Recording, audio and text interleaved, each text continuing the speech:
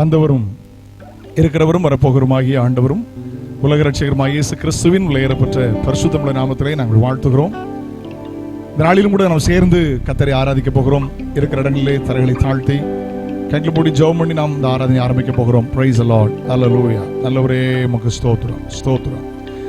ஹல்லேலூயா. எங்கள் பாதுகாவலவரே உமக்கு ஸ்தோத்திரம். எங்களை பராமரிக்கிறவரே உமக்கு ஸ்தோத்திரம். எங்களுக்கு அற்புதங்களை செய்கிறவரே உமக்கு ஸ்தோத்திரம். எங்களுக்கு அதிசயங்களை செய்கிறவரே ஸ்தோத்திரம்.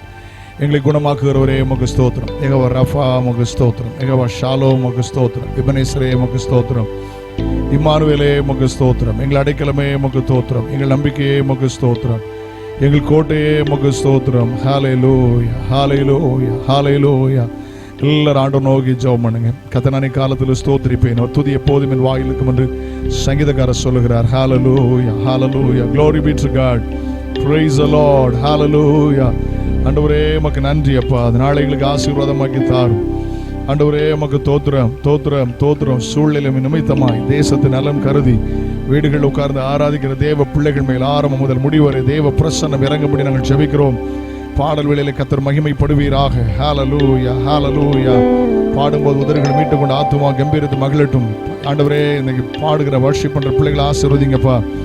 இசையில முடி நாம் மையப்படுவதாக. சங்கீதங்கள் சாட்சிகள் எல்லாவற்றையும் செய்திகளை கர்த்தர் பொறுப்படுத்திக் கொள்வீராக. ஹல்லேலூயா. Praise the Lord. என்னாலுமே துதிப்பா என் ஆத்துமாவே நீ என்னாலுமே துதிப்பா. என்னாள் வரையினில் உன்னதராம் செய்த என்னாள் வரையினில் உன்னதராம் செய்த எண்ணில்லா நன்மைகள் யாவும் மறவாது என்னாலுமே துதிப்பா. என் ஆத்துமாவே நீ என்னாலுமே துதிப்பா. எத்தனையோ கிருபை உன்னுயிர்க்கு செய்தாரே, எத்தனையோ கிருபை. நித்தமுனை மூடி சூட்டினது மண்டி, நித்தமுனை மூடி சூட்டினது மண்டி. செய்திடாதபடி ஜீவனை மீட்டதால் என்னாலுமே துதிப்பா. என்னாத்துமாவே நீ என்னாலும். கடைசி சரணத்தை. தந்தை தன் பிள்ளைகட்கு தயவோடி இறங்கினார், தந்தை தன் பிள்ளைகட்கு எந்த விளையும் அவரோடு தங்கினால், எந்த விளையும் அவரோடு நீனால். சொந்தம் பாராட்டியே தூக்கி சுமப்பாரே என்னாலுமே துதிப்பா.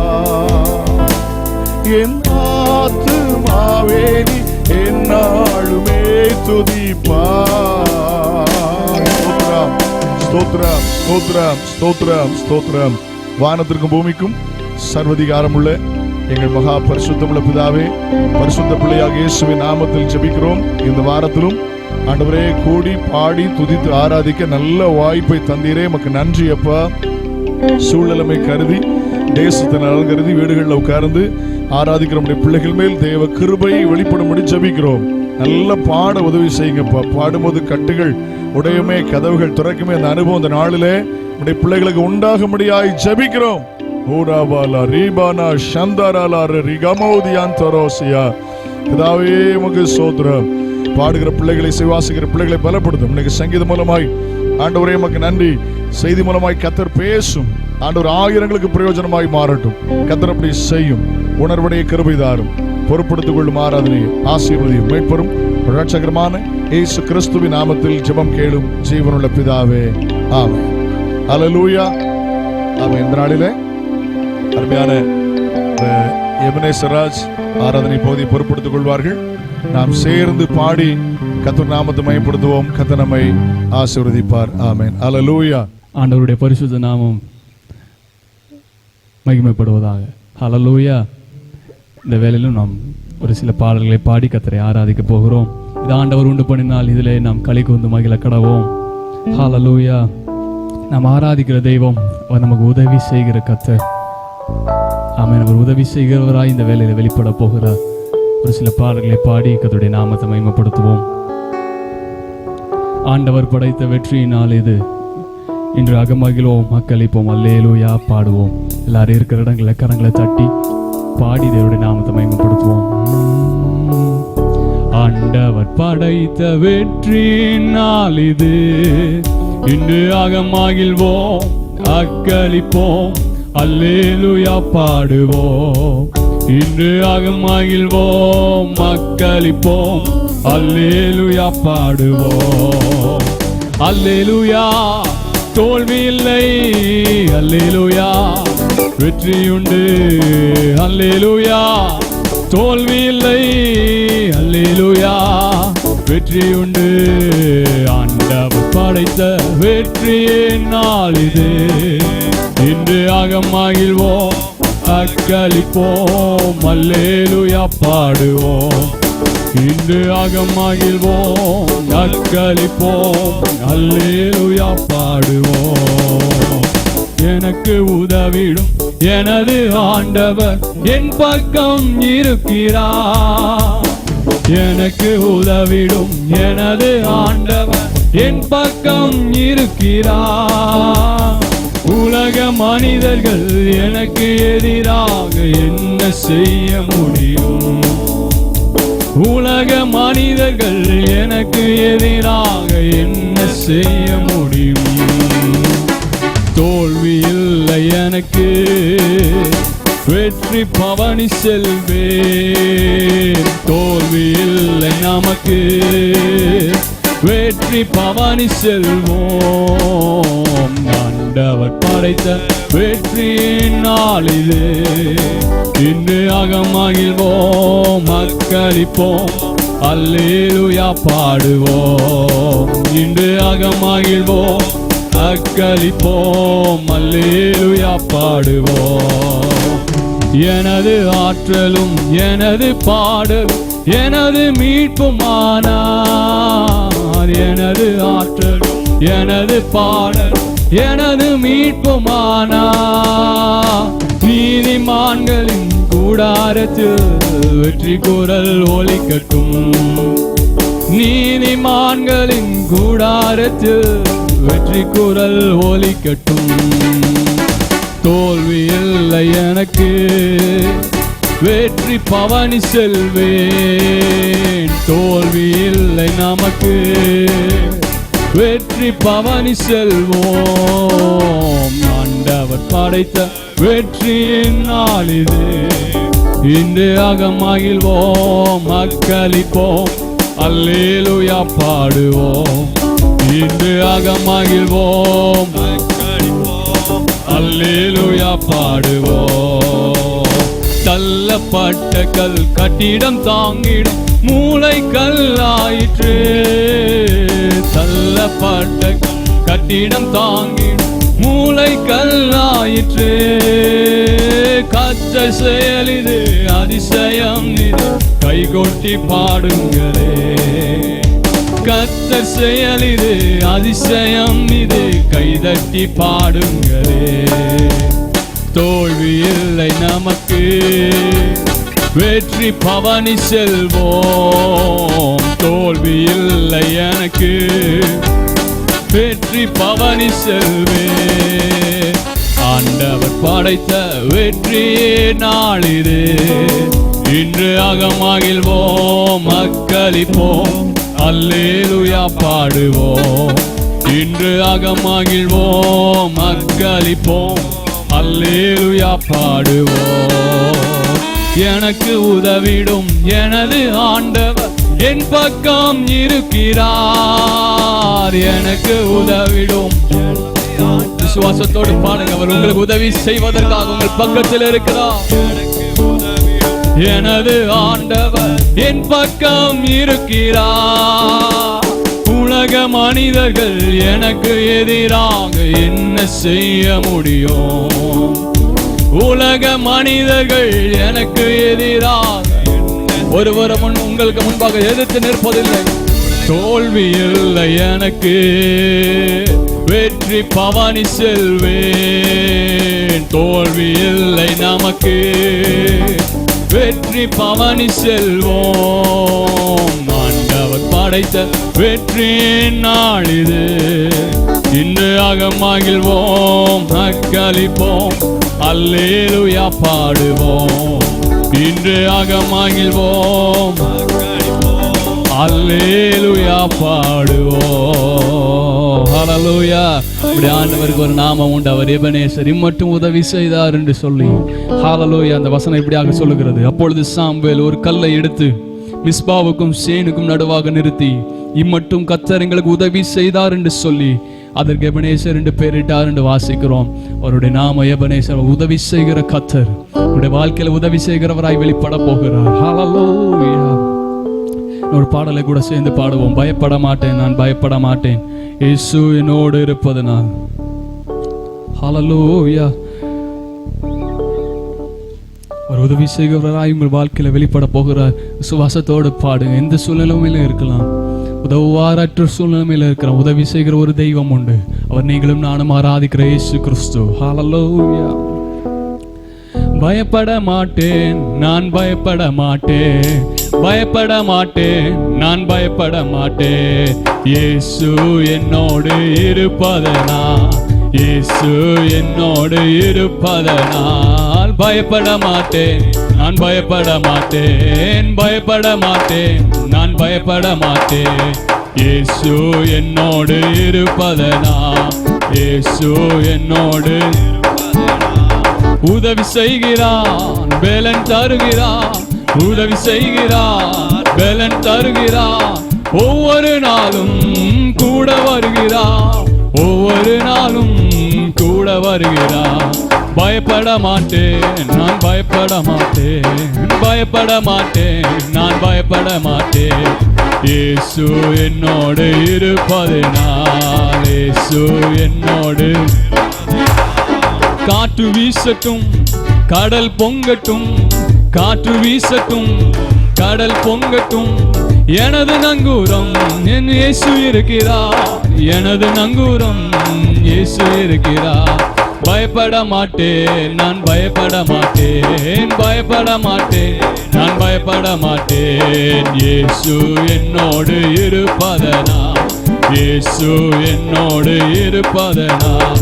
வலைகளை வீசுவோம், மீன்களை பிடிப்போம், வலைகள் வீசுவோம், மீன்களை பிடிப்போம், ஆத்துமாக்களை அறுவடை செய்வோம், ஆத்துமாக்களை அறுவடை செய்வோம். பயப்பட மாட்டேன், நான் பயப்பட மாட்டேன், நான் பயப்பட மாட்டேன், இயேசு என்னோடு இருப்பதனால், இயேசு என்னோடு இருப்பதனால். பலப்படுத்துகிற கிறிஸ்துவினாலே, பலப்படுத்துகிற கிறிஸ்துவினாலே எல்லாவற்றையும் செய்ய பலனுண்டு, எல்லாவற்றையும் செய்ய பலனுண்டு. பயப்பட மாட்டேன், நான் பயப்பட மாட்டேன், பயப்பட மாட்டேன், நான் பயப்பட மாட்டேன், இயேசு என்னோடு இருப்பதனால், இயேசு இருப்பதனால். உதவி செய்கிறார், பலன் தருகிறார், உதவி செய்கிறார், பலன் தருகிறார், ஒவ்வொரு நாளும் ஒவ்வொரு நாளும் கூட வருகிறார். பயப்பட மாட்டேன், நான் பயப்பட மாட்டேன், பயப்பட மாட்டேன், நான் பயப்பட மாட்டேன், இயேசு என்னோடு இருப்பதனால், இயேசு என்னோடு இருப்பதனால். கரங்களை தட்டி ஆவில நிறைந்த அவருடைய நாமத்தை மகிமைப்படுத்துவோம். ஹல்லேலூயா, ஹல்லேலூயா. இயேசுவே, எங்களுக்கு உதவி செய்கிற தெய்வமே, உமக்கு நன்றி அப்பா. உமையே நாங்கள் ஆராதிக்கிறோம், உமையே நாங்கள் உயர்த்துகிறோம், உமையே நாங்கள் தொழுது கொள்ளுகிறோம். ஹல்லேலூயா, ஹல்லேலூயா. கூப்பிடுகிற எளியவனை உதவியற்ற சிறுமையானவன் அவர் விடுவிப்பார் என்று வேதத்தில் வாசிக்கிறோம். அவரை நோக்கி கூப்பிடுங்க. ஹல்லேலூயா. அவர் உங்களுக்கு உதவி செய்ய உள்ளமையுள்ளவராய் இருக்கிறார். ஹல்லேலூயா, ஹல்லேலூயா. அவர் உதவிகள் செய்கிற தெய்வம். ஹல்லேலூயா.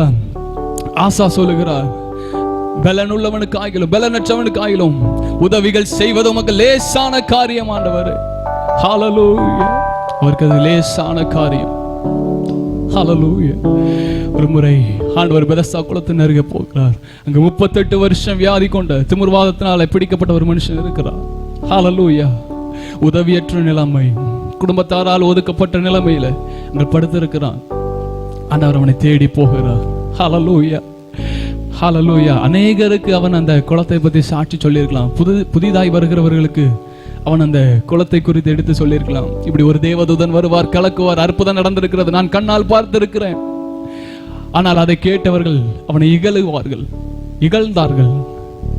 சாட்சிகளை சொல்லுகிறாய், உன்னுடைய சாட்சி என்ன? நீ இப்படிதானே படுத்திருக்கிறாய். ஹalleluya. அவன் அந்தரங்கத்தில் கண்ணீர் வடித்திருக்கலாம். ஹalleluya. 38 வருடங்கள், ஒரு நீண்ட நாட்கள் அதே இடத்துல படுத்திருக்கிறார். ஹalleluya. அவர் நினைத்திருக்கலாம், ஒரு நாள் வருவார், தேவதூதன் வருவார், குளத்தை கலக்குவார், எனக்கு விடுதலை உண்டு, உதவி செய்வார் என்று நினைத்திருக்கலாம். ஆனால் ஹalleluya, வானத்தையும் பூமியும் படைத்த கர்த்தராகிய இயேசு கிறிஸ்து வருகிறார், அவனை தேடி வருகிறார். நீங்கள் நிறைய இடத்துல வாசிச்சிருக்கலாம், ஆண்டவராகிய இயேசு கிறிஸ்து வந்தால் அநேகருக்கு அற்புதம் நடக்கும். ஆனால் அந்த பெதஸ்தா குளத்தை 38 வருடம் திமிர்வாதத்தினால பிடிக்கப்பட்டிருக்க அந்த மனுஷனுக்கு மாத்திரம் விடுதலை கொடுக்கும்படி இயேசு அந்த இடத்திற்கு வந்தார். இடத்தில் கேட்கிறார், நீ சுகமாக வேண்டும் என்று விரும்புகிறாயா? ஹalleluya. அவன் சொல்லுகிறான், ஆண்டவரே, தேவதூதன் குளத்தை கலக்கும் போது என்னை கொண்டு போய் விடுவதற்கு யாரும் இல்லை, உதவியற்ற நிலைமையில நான் இருக்கிறேன். ஹalleluya. ஆண்டவர் அவனை சுகப்படுத்தினார். ஓய்வு நாளில் சொஸ்தமாக்கிறான் வாசிக்கிறோம். அவருக்கு ஓய்வு நாள் பொருட்டல்ல, எதுவும் பொருட்டல்ல, அவர் உதவி செய்கிற தெய்வமாய் அவனுக்கு வெளிப்பட்டார். ஹalleluya. ஹalleluya. அந்த வேளையில் எங்களோடு ஆராதிக்கிற உங்களுடைய வாழ்க்கையிலும் எப்பேற்பட்ட சூழ்நிலையில் நீங்கள் இருக்கலாம், உங்களுக்கு உதவி செய்வதற்கு ஒரு உண்மையுள்ள தெய்வம் இருக்கிறார். நீங்கள் ஆராதிக்கிற கர்த்தராகிய இயேசு கிறிஸ்து அவர் உதவி செய்கிற தெய்வம். ஹalleluya. ஜீசஸ். பலனுள்ளவனுக்காகிலும் பலனற்றவனுக்காகிலும் உதவிகள் செய்வது அவருக்கு லேசான காரியம். ஹalleluya. ஹalleluya. அவரை நோக்கி பார்த்து கூப்பிடு, ஆண்டவரே எங்களுக்கு உதவி செய்யும் ஆண்டவரே. ஹalleluya. இக்கட்டிலே உதவி செய்யும் மனுஷருடைய உதவி விருதா ஆண்டவரே, எங்களுக்கு மனுஷருடைய உதவி தேவையில்லை ஆண்டவரே, பரத்திலிருந்து வருகிற உம்முடைய உதவி எங்களுக்கு தேவை ஆண்டவரே. ஹalleluya. பலனுள்ளவன் பலனற்றவன், பலனுள்ளவன் பலனில்லாதவன், யாராயிருந்தாலும் உதவிகள் செய்வது லேசான காரியம், உமக்கது லேசான காரியம், லேசான காரியம், உமக்கது லேசான காரியம், லேசான காரியம், உமக்கது லேசான காரியம். பலனுள்ளவன் பலனற்றவன், பலனுள்ளவன் பலனில்லாதவன், யாராயிருந்தாலும் உதவிகள் செய்வது லேசான காரியம், உமக்கது லேசான காரியம். ஹalleluya. பலனுள்ளவனுக்காகிலும் பலனற்றவனுக்காகிலும் உதவிகள் செய்வது அவருக்கு லேசான காரியம். அவர் கட்டாயம் உங்களுக்கு உதவி செய்வார். ஹalleluya. அவருக்கு தெரியும். ஹalleluya. ஒரு வசனம் இப்படியாக சொல்லுகிறது, ஆதலால் அவர் தாமே சோதிக்கப்பட்டு பாடுபட்டதினாலே அவர் படுகிறவர்களுக்கு உதவி செய்ய வல்லவராயிருக்கிறார். ஹalleluya. அவர் நம்மை போல சோதிக்கப்பட்டதினாலே சோதிக்கப்படுகிறவர்களுக்கு உதவி செய்ய வல்லவராயிருக்கிறார். ஹalleluya. இந்த வார்த்தையை விசுவாசிங்க. இந்த ஆராதனை வேளையில அந்த வார்த்தையை ஏற்றுங்கள். ஹalleluya. சோதிக்கப்படுகிறவர்களுக்கு அவர் உதவி செய்ய வல்லவராயிருக்கிறார். ஆதலால் அவர் தேவதூதருக்கு உதவியாக கை கொடாமல் ஆபிரகாமின் சந்ததிக்கு உதவியாக கை கொடுத்தார் என்று வேதத்தில் வாசிக்கிறோம். ஹalleluya. அவர் உங்களுக்கு உதவி செய்கிற தெய்வமாய் வெளிப்பட போகிறார். ஹalleluya. விசுவாசத்தோடு கண்களை மூடி ஹalleluya இருதயத்தின் ஆழத்திலிருந்து ஹalleluya பலனுள்ளவன் பலனற்றவன், பலனுள்ளவன் பலன் இல்லாதவன், யாராயிருந்தாலும் உதவிகள் செய்வது லேசான காரியம், உமக்கது லேசான காரியம், லேசான காரியம், உமக்கது லேசான காரியம். ஹல்லேலூயா. சங்கீதக்காரனாகி தாவீது சொல்லுகிறார், நான் விழும்படி நீ என்னை தள்ளினாய், கர்த்தரோ எனக்கு உதவி செய்தார். ஹல்லேலூயா. அநேகம் பேர் உங்களை விழுவதற்காக தள்ளினார்கள், உங்களுக்கு பின்னாக குழிகளை பறித்தார்கள், ஆனால் நீங்கள் விழவில்லை. உங்களுக்கு உதவி செய்கிற ஒரு தெய்வம் இருந்தார். அவர் எபனேசர். உங்கள் வாழ்வில வெளிப்பட்டார், உதவி செய்கிற தெய்வமாய் வெளிப்பட்டார். ஹல்லேலூயா, ஹல்லேலூயா, ஹல்லேலூயா. அவரிடத்தை கேட்டு பாருங்க. அவரிடத்தை கேட்கிற ஒருவரையும், அவரிடத்தில் வருகிற ஒருவரையும் அவர் புறம்பே தள்ளுகிறது இல்லை. அவர் கேட்கிற யாவருக்கும் சம்பூரணமாய் கொடுக்கிறவர். ஹல்லேலூயா. உங்களுக்கும் உதவிகளை செய்வதற்கு அவர் உண்மை உள்ளவர். ஹல்லேலூயா. எதை நினைத்தும் நீங்கள் கலங்க வேண்டிய அவசியம் இல்லை. ஹல்லேலூயா. இதுவரை உதவின எபினேசர் உண்டு. ஹல்லேலூயா. எதை நினைத்தும் நீ கலங்காதே மனமே, யெகோவா தேவன் உன்னை நடத்தி செல்வார், யெகோவா தேவன் உன்னை நடத்தி செல்வார். எதை நினைத்தும் நீ கலங்காதே மகனே, யெகோவா தேவன் உன்னை நடத்தி செல்வார், யெகோவா தேவன் உன்னை நடத்தி செல்வார். இதுவரை உதவின எபினேசர் உண்டே, இனியும் உதவி செய்வார். சொல்லுவோம். இதுவரை உதவின எபினேசர் உண்டே, இனியும் உதவி செய்வார், இனியும் உதவி செய்வார். எதை நினைத்தும் நீ கலங்காதே மகனே, யெகோவா தேவன் உன்னை நடத்தி செல்வார், யெகோவா தேவன் உன்னை நடத்தி செல்வார். ஹல்லேலூயா. எதை குறித்து நீங்க கலங்க வேண்டிய அவசியம் இல்லை. ஹல்லேலூயா.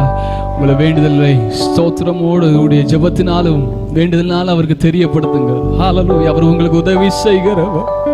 ஹல்லேலூயா. இதுவரை உதவின எபினேசர் உண்டு, இனியும் அவர் உதவி செய்வார். ஹல்லேலூயா. இருதயத்தின் ஆழத்திலிருந்து கரங்களை உயர்த்தி அந்த வார்த்தையை அறிக்கை பண்ண போகிறோம். ஹல்லேலூயா. பயபக்தியோடு ஹல்லேலூயா இருக்கிற இடங்களை நான் கர்த்தரை ஆராதிக்கிறேன் என்ற உணர்வோடு கூட ஹல்லேலூயா முழங்காற்படியிட்டோ எழும்பி நின்றோ கரங்களை உயர்த்தி பரலோகத்து நேராய் உங்கள் கரங்களை உயர்த்தி பரிசுத்த கரத்தை உயர்த்தி ஹல்லேலூயா. இதுவரை உதவின எபினேசர் உண்டு, இனியும் உதவி செய்வார். சொல்லுவோம். இதுவரை உதவின எபினேசர் உண்டு, இனியும் உதவி செய்வார், இனியும் உதவி செய்வார். இதுவரை உதவின எபினேசர் உண்டு, இனியும் உதவி செய்வார், இனியும் உதவி செய்வார். எதை நினைத்தும் கலங்காதே மகனே, யெகோவா தேவன் உன்னை நடத்தி செல்வார்.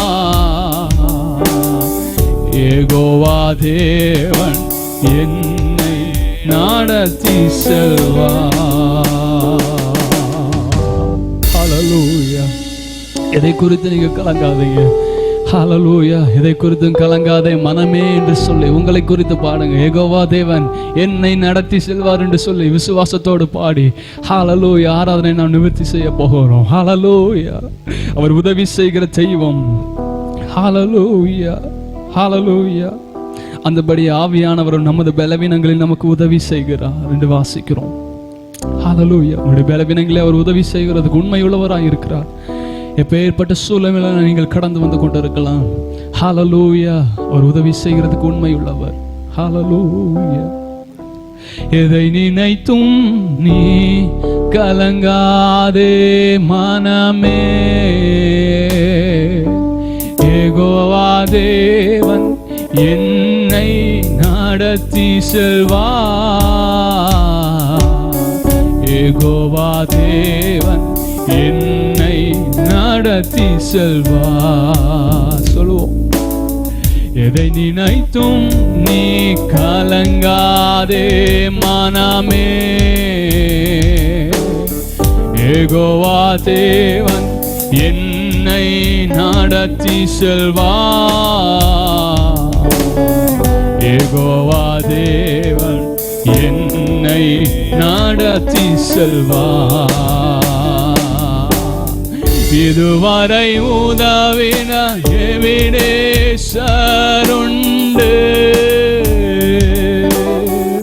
இனியும் உதவி செய்வார்.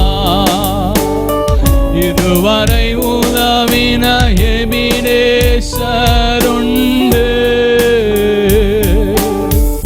இனியும் உதவி செய்வார். இனியும் உதவி செய்வார். எதை நினைத்தும் நீ கலங்காதே மனமே, யெகோவா தேவன் உன்னை நடத்தி செல்வார். யெகோவா தேவன் உன்னை நடத்தி செல்வார். ஹல்லேலூயா. ஹல்லேலூயா. அவர் உங்கள் வாழ்க்கையில உதவி செய்கிற தெய்வமாய் வெளிப்படும். ஹல்லேலூயா. ஹல்லேலூயா. ஹல்லேலூயா. எங்களை ரட்சிக்கும் தேவனே, நீர் உமது நாமத்து நிமித்தம் மகிமை நிமித்தம் எங்களுக்கு உதவி செய்து உமது நாமத்து நிமித்தம் எங்களை விடுவித்து எங்கள் பாவங்களை நிவர்த்தியாக்கும் என்று சங்கீதக்காரன் கேட்கிறார். ஹல்லேலூயா. எங்களை ரட்சிக்கிற தெய்வமே, உம்முடைய நாமத்து நிமித்தம் எங்களுக்கு உதவி செய்யும். ஹல்லேலூயா. ஹல்லேலூயா. ஹல்லேலூயா. உங்களுக்கு உதவி செய்கிற கர்த்தராய் வெளிப்பட போகிறார். ஹல்லேலூயா. நீங்கள் எங்கிருந்து இதை பார்த்து கொண்டிருக்கலாம். ஹல்லேலூயா. தொலைக்காட்சியிலோ வலைதளத்திலோ யூடியூபிலோ இதை பார்த்து கொண்டிருக்கலாம். இந்த நேரத்தில் உங்கள் வாழ்வை அவருக்காக அர்ப்பணியுங்கள்.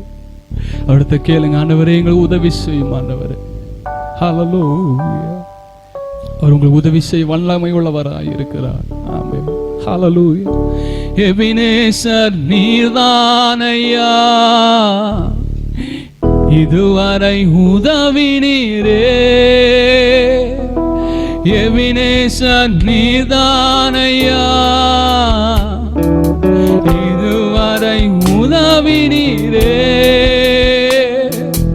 எல்ரோய் எல்ரோய் என்னையும் கண்டீரே, எப்படி நான் நன்றி சொல்வேன்.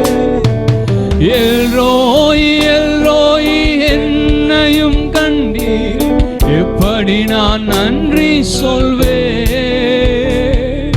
நன்றி நன்றி ஐயா, கோடி கோடி நன்றி ஐயா. சொல்லு. நன்றி நன்றி ஐயா, கோடி கோடி நன்றி ஐயா. மறவாமல் நினைத்தீரையா, மனதார நன்றி சொல்வே. என்னை மறவாமல் நினைத்தீரையா, மனதார சொல்வேன். இரவும் பகலும் என்னை நினைத்து இதுவரை நடத்தினீரே. இரவும் பகலும் என்னை நினைத்து இதுவரை உதவினீரே. நன்றி நன்றி ஐயா, கோடி கோடி நன்றி ஐயா. நன்றி நன்றி ஐயா, கோடி கோடி நன்றி ஐயா. ஹல்லேலூயா ஹல்லேலூயா. ஆண்டவரே, இந்த வேளையிலும் மோடு ஹல்லேலூயா உம்மை ஆராதித்த பிள்ளைகளுக்காக உடைய சமூகத்தில் வருகிறேன் ஆண்டவரே. அவருடைய வாழ்க்கையில் எபனேசராய் வெளிப்பட போகிறதுக்காய் ஸ்தோத்திரம். உதவி செய்கிற தெய்வமாய் வெளிப்பட போகிறதுக்காய் ஸ்தோத்திரம் ஆண்டவரே. ஹல்லேலூயா. இக்கட்டில் உதவி எங்களுக்கு உதவி செய்யும். மனுஷருடைய உதவி விருதா ஆண்டவரே.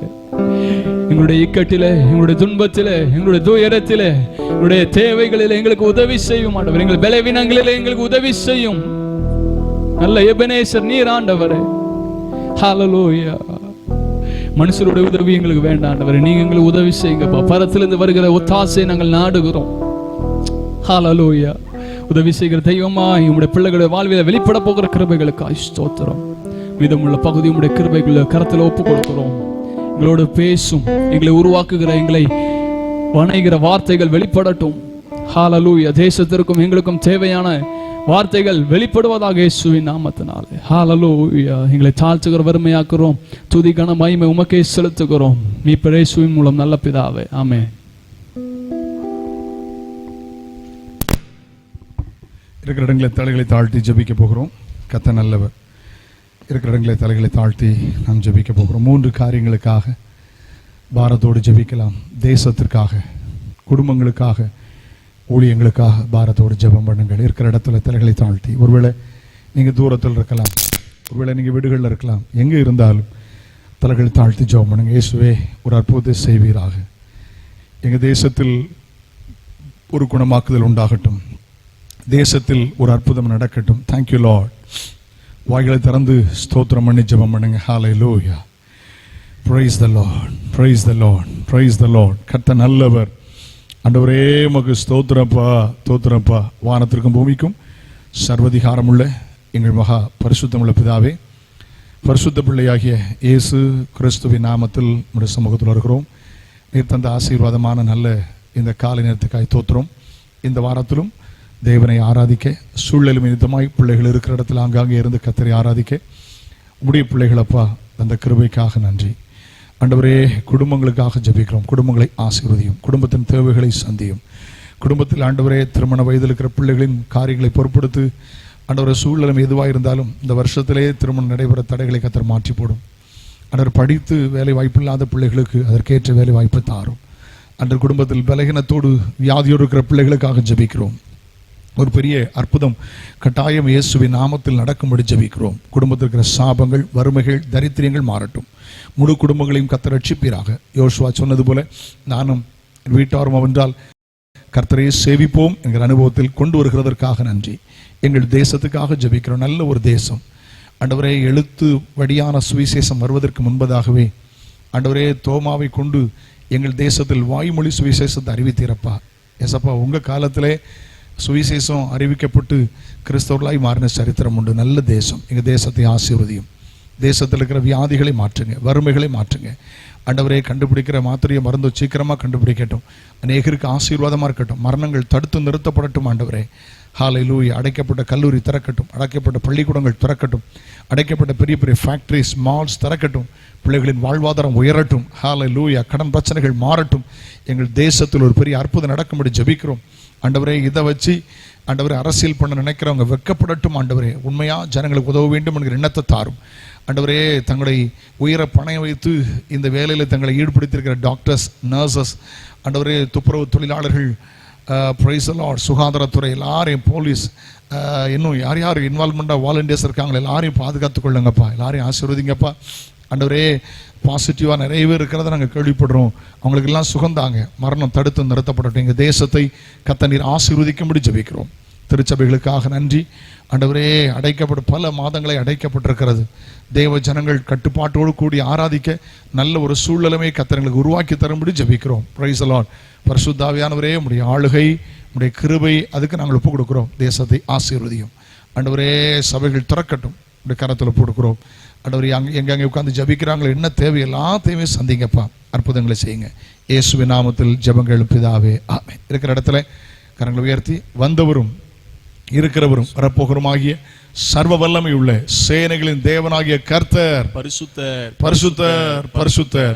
வந்தவரும் இருக்கிறவரும் வரப்போகிறோமாகிய சர்வ வல்லமை உள்ள சேனைகளின் தேவனாகிய கர்த்தர் பரிசுத்தர் பரிசுத்தர் பரிசுத்தர் பரிசுத்தர். வந்தவரும் இருக்கிறவரும் வரப்போகிறோமாகிய சர்வ வல்லமை உள்ள சேனைகளின் தேவனாகிய கர்த்தர் பரிசுத்தர் பரிசுத்தர் பரிசுத்தர்.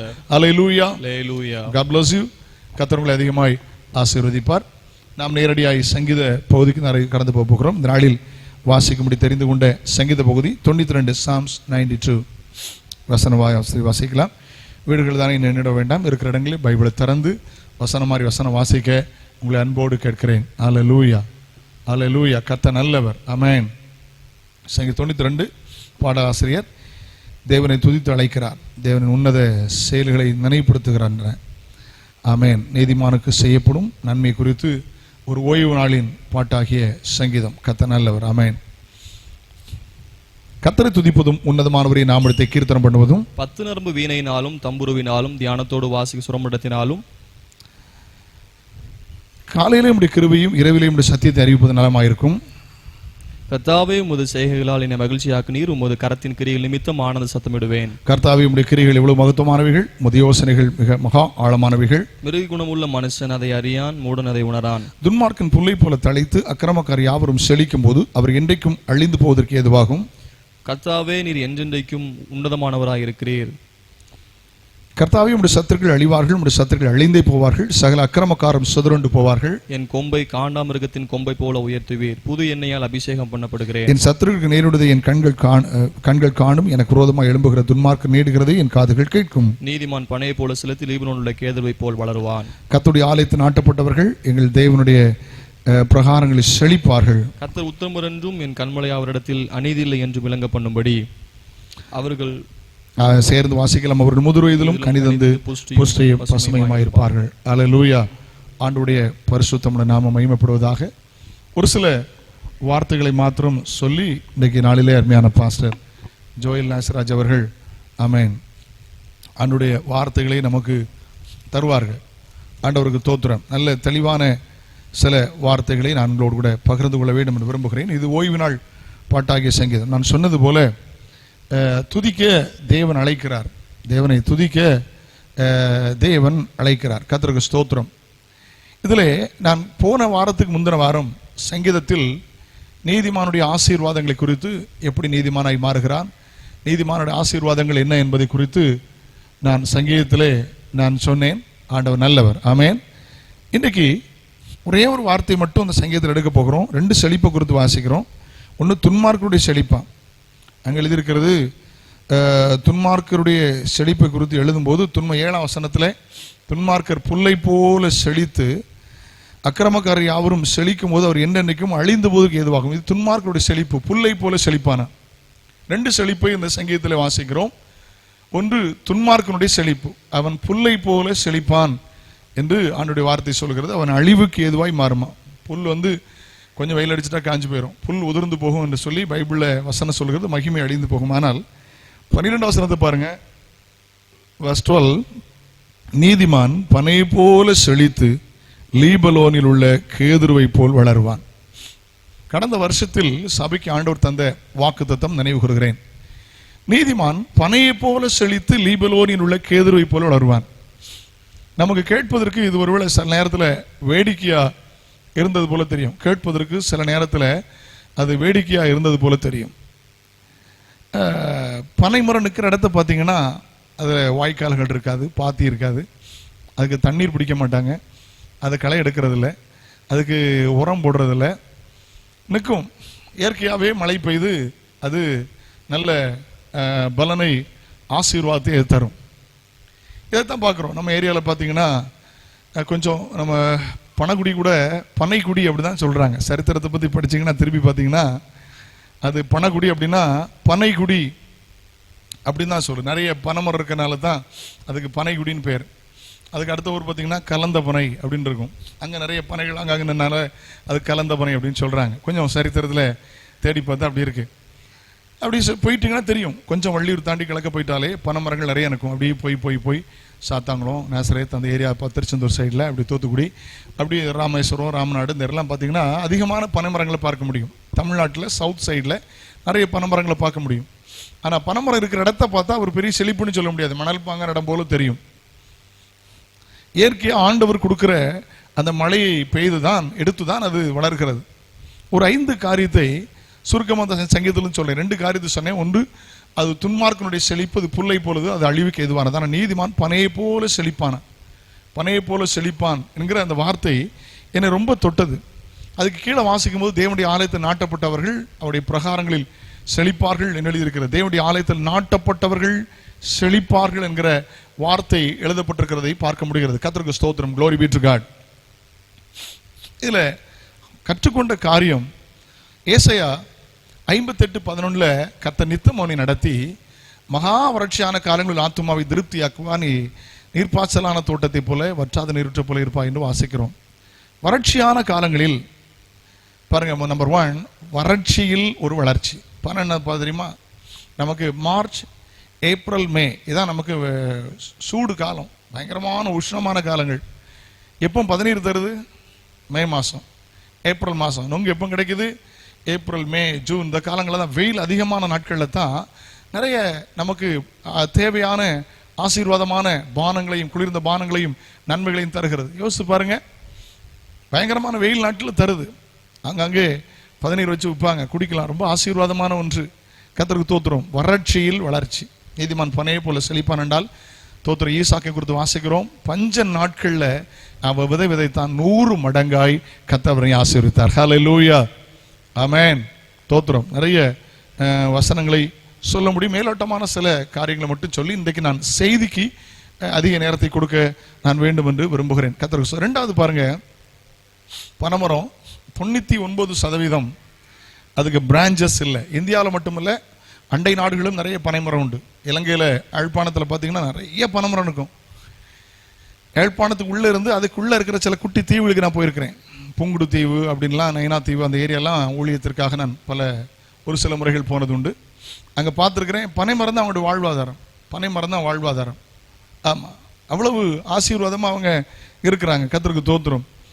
எங்கேயாவது 1000ல் 1 பார்த்தா தான் ஏதோ ஒரு ரெட்டை பனைமரம் அப்படி ஏதாவது இருக்கும். அது ரேர், இட்ஸ் வெரி ரேர். ஆனால் பனைமரத்துக்கு கிளைகள் இல்லை, நோ பிரான்ச். அது மேல் நோக்கி தான் வளரும், சைடில் வளராது. ஒரு நாளும் பனைமரம் சைடில் வளராது. நீதிமான் பனையை போல செழிப்பான் என்றால் நம்பர் 1, அவன் வறட்சியிலும் வளர்ச்சி கொடுப்பான். கர்த்தருக்கு ஸ்தோத்திரம்.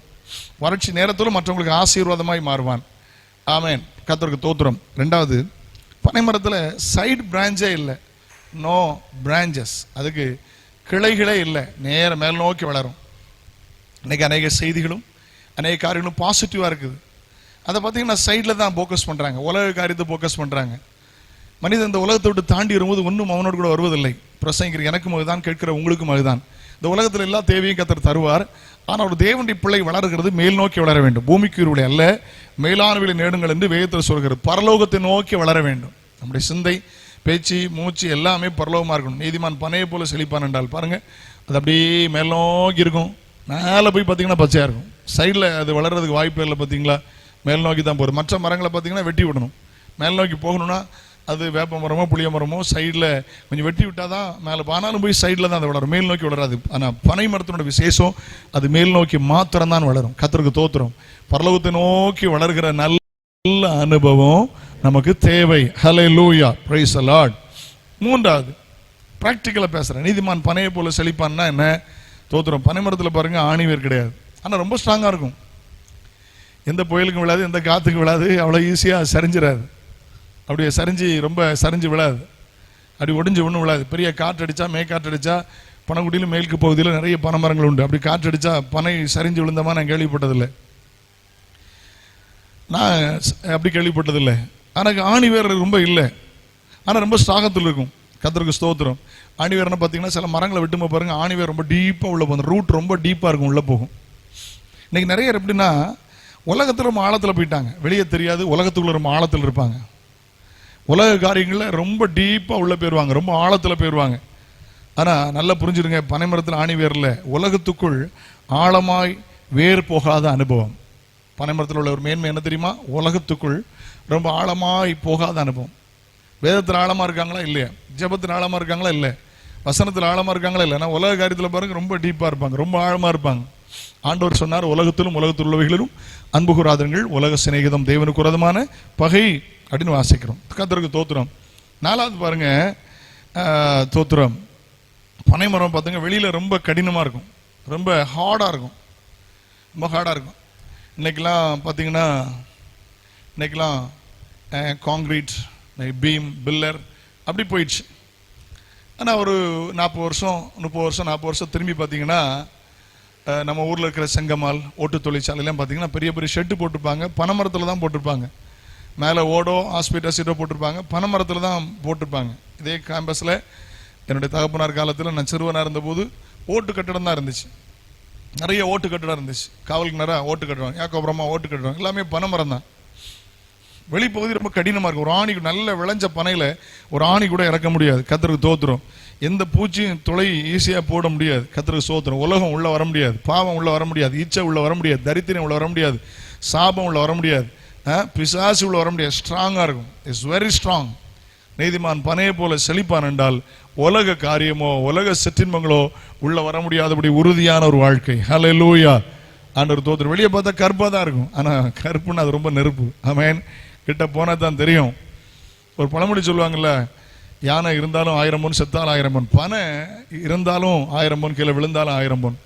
இருந்தால் பாருங்க, 15 கிடைக்குது, நொங்கு கிடைக்குது, ஓலை கிடைக்குது, மட்டை கிடைக்குது, அதில் நார் கிடைக்குது, எல்லாம் கிடைக்குது. கீழே விழுந்தாலும் பாருங்க, அதில் ஒன்றும் வேஸ்ட் இல்லை. அதெல்லாம் வெட்டி அழகாக கட்டிடம் கட்டுறதுக்கு பயன்படுத்துகிறாங்க. இன்றைக்கும் பயன்படுத்துகிறாங்க. இன்றைக்கும் அதை பனை மரத்தில் உள்ளது பயன்படுத்துகிறாங்க. என்னுடைய தாயாருடைய சொந்த ஊர் கன்னியாகுமரி மாவட்டம் புத்தளம். இன்றைக்கும் வரையிலும் அந்த புத்தளம் சர்ச்சில் பார்த்தீங்கன்னா நடுவில் இருக்கிற பில்லரை பார்த்தீங்கன்னா பனைமரத்தெல்லாம் உருட்டி விட்டுருப்பாங்க. லேசாக பார்க்குறவங்க தெரியாது, காங்கிரீட் பீம் பில்லர் நினைப்பாங்க. ஆனால் பனைமரத்தை தான் உருட்டி விட்டுருப்பாங்க. அந்த சிஎஸ் சர்ச்சில் நான் பார்த்துருக்கிறேன்.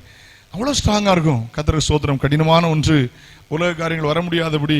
சில உலக காரியத்தில் அப்படியே அசைஞ்சிருவாங்க. இல்லை, அசையக்கூடாது. உலக சிற்றின்பங்கள், உலக பாவங்கள், காரியங்களை நம்ம அசைந்து விடக்கூடாது என்பதை இது நமக்கு காட்டுகிறது. கர்த்தருக்கு தோத்திரம். கடைசி ஒரு வார்த்தை சொல்லி அமர்கிறேன் பாருங்க. இந்த பனை மரத்தை 2 வெட்டி போடுங்க. உட்புறத்தில் வெளியே ரொம்ப ஸ்ட்ராங்காக இருக்கும், ஆனால் உள்ள இஸ் வெரி சாஃப்ட், ஒயிட்டாக இருக்கும், ரொம்ப சாஃப்டாக இருக்கும். நிறைய வசனங்களுக்கு சொல்ல முடியும். இந்த சங்கீத பகுதியுடைய சிந்தனையோடு நான் என்னுடைய வார்த்தைகளை நிவர்த்தி செய்கிறேன். கர்த்தருக்கு ஸ்தோத்திரம். பாருங்க, வெளியே கருப்பா ஹைட்டா ஸ்ட்ராங்காக இருக்குது, நடுவை வெட்டி பார்த்தா உள்ள வெறும் சாஃப்ட். அந்த மென்மையான பகுதி வழியாக தான் அந்த மேல் நோக்கி ஈரங்கள் போய் அது வளருகிறது, ஏதுவான ஆசீர்வாதங்களை கொண்டு போகிறது. ஒரு தேவனுடைய பிள்ளை ரொம்ப ஸ்ட்ராங்காக இருக்கணும். உலகத்தை கண்டு பயப்படக்கூடாது, பாவத்தை கண்டு பயப்படக்கூடாது, இச்சையை கண்டு பயப்படக்கூடாது, எதையும் கண்டு பயப்படாமல் ஸ்ட்ராங்காக இருக்கணும். அதே நேரத்தில் உள்ளத்தில் மென்மையாக இருக்கணும். தாழ்மையான ஒரு மென்மையான சாஃப்டான சீவர், ரஃபாக இருக்கக்கூடாது. இதுதான் நீதிமான் பனையை போல செழிப்பான். வறட்சியில் வளர்ச்சி. அதுக்கு பிரான்ச் இல்லை, மேல் நோக்கி வளர்கிற, கர்த்தர் நோக்கி, பரலோகத்தை நோக்கி வளரணும். 3வது ஆணிவேரில் உலகத்தில் ஆழமாக போல, ஆனால் ரொம்ப ஸ்ட்ராங்காக இருக்கு. அல்லேலூயா. ரொம்ப பனைமரத்தின வெளிப்பகுதி ரொம்ப கடினமானது. எந்த ஈஸியாக வெளியில் உள்ள காரியங்கள் ஒன்றும் உள்ள வர முடியாது. அதுபோல் உலகம் நம்ம அணுகாதபடி கர்த்தருக்குள்ள உறுதியாக இருக்கணும், ரொம்ப ஸ்ட்ராங்காக இருக்கணும். கடைசியாக அந்த உட்புறம் எப்படி மென்மையாக இருக்குது, அதுபோல் நம்முடைய இருதயம் ரொம்ப சாஃப்டாக, ரொம்ப பரிசுத்தமாக, ரொம்ப அழகாக இருக்கணும். இதான் நீதிமான் பனையை போல செழித்து லீபனோனில் உள்ள கேதுருவை போல் வளருவான்கிற வார்த்தை மூலமாய் கர்த்தர் நம்மோடு பேசியிருக்கிறார். கர்த்தர் நல்லவர். அல்லேலூயா. இன்றைக்கு அருமையான பாஸ்டர் ஜோயல் நேசராஜ் அவர்கள் நம்மோடு கூட கர்த்தருடைய வார்த்தை பகிர்ந்து வருவார்கள். முடிவிலே பாஸ்டர் ஜோயல் நேசராஜ் அவர்கள் ஜெபித்து முடிப்பார்கள். உங்கள் குடும்பங்களுக்காக, திருமண நாளுக்காக, பிறந்த நாளுக்காக ஜெபிப்பாங்க. கர்த்தர் ஆசீர்வதிப்பார். சீக்கிரமாய் சபை கூடி ஆராதிக்க, திருச்சபைகள் திறக்க உங்கள் ஜெபத்தில் ஜெபித்துக் கொள்ளுங்கள். ஆண்டவர் கிருபை உங்களோடு இருப்பதாக. God bless you. கர்த்தர் உங்களை ஆசீர்வதிப்பார். ஆமென். Praise the Lord. Praise the Lord.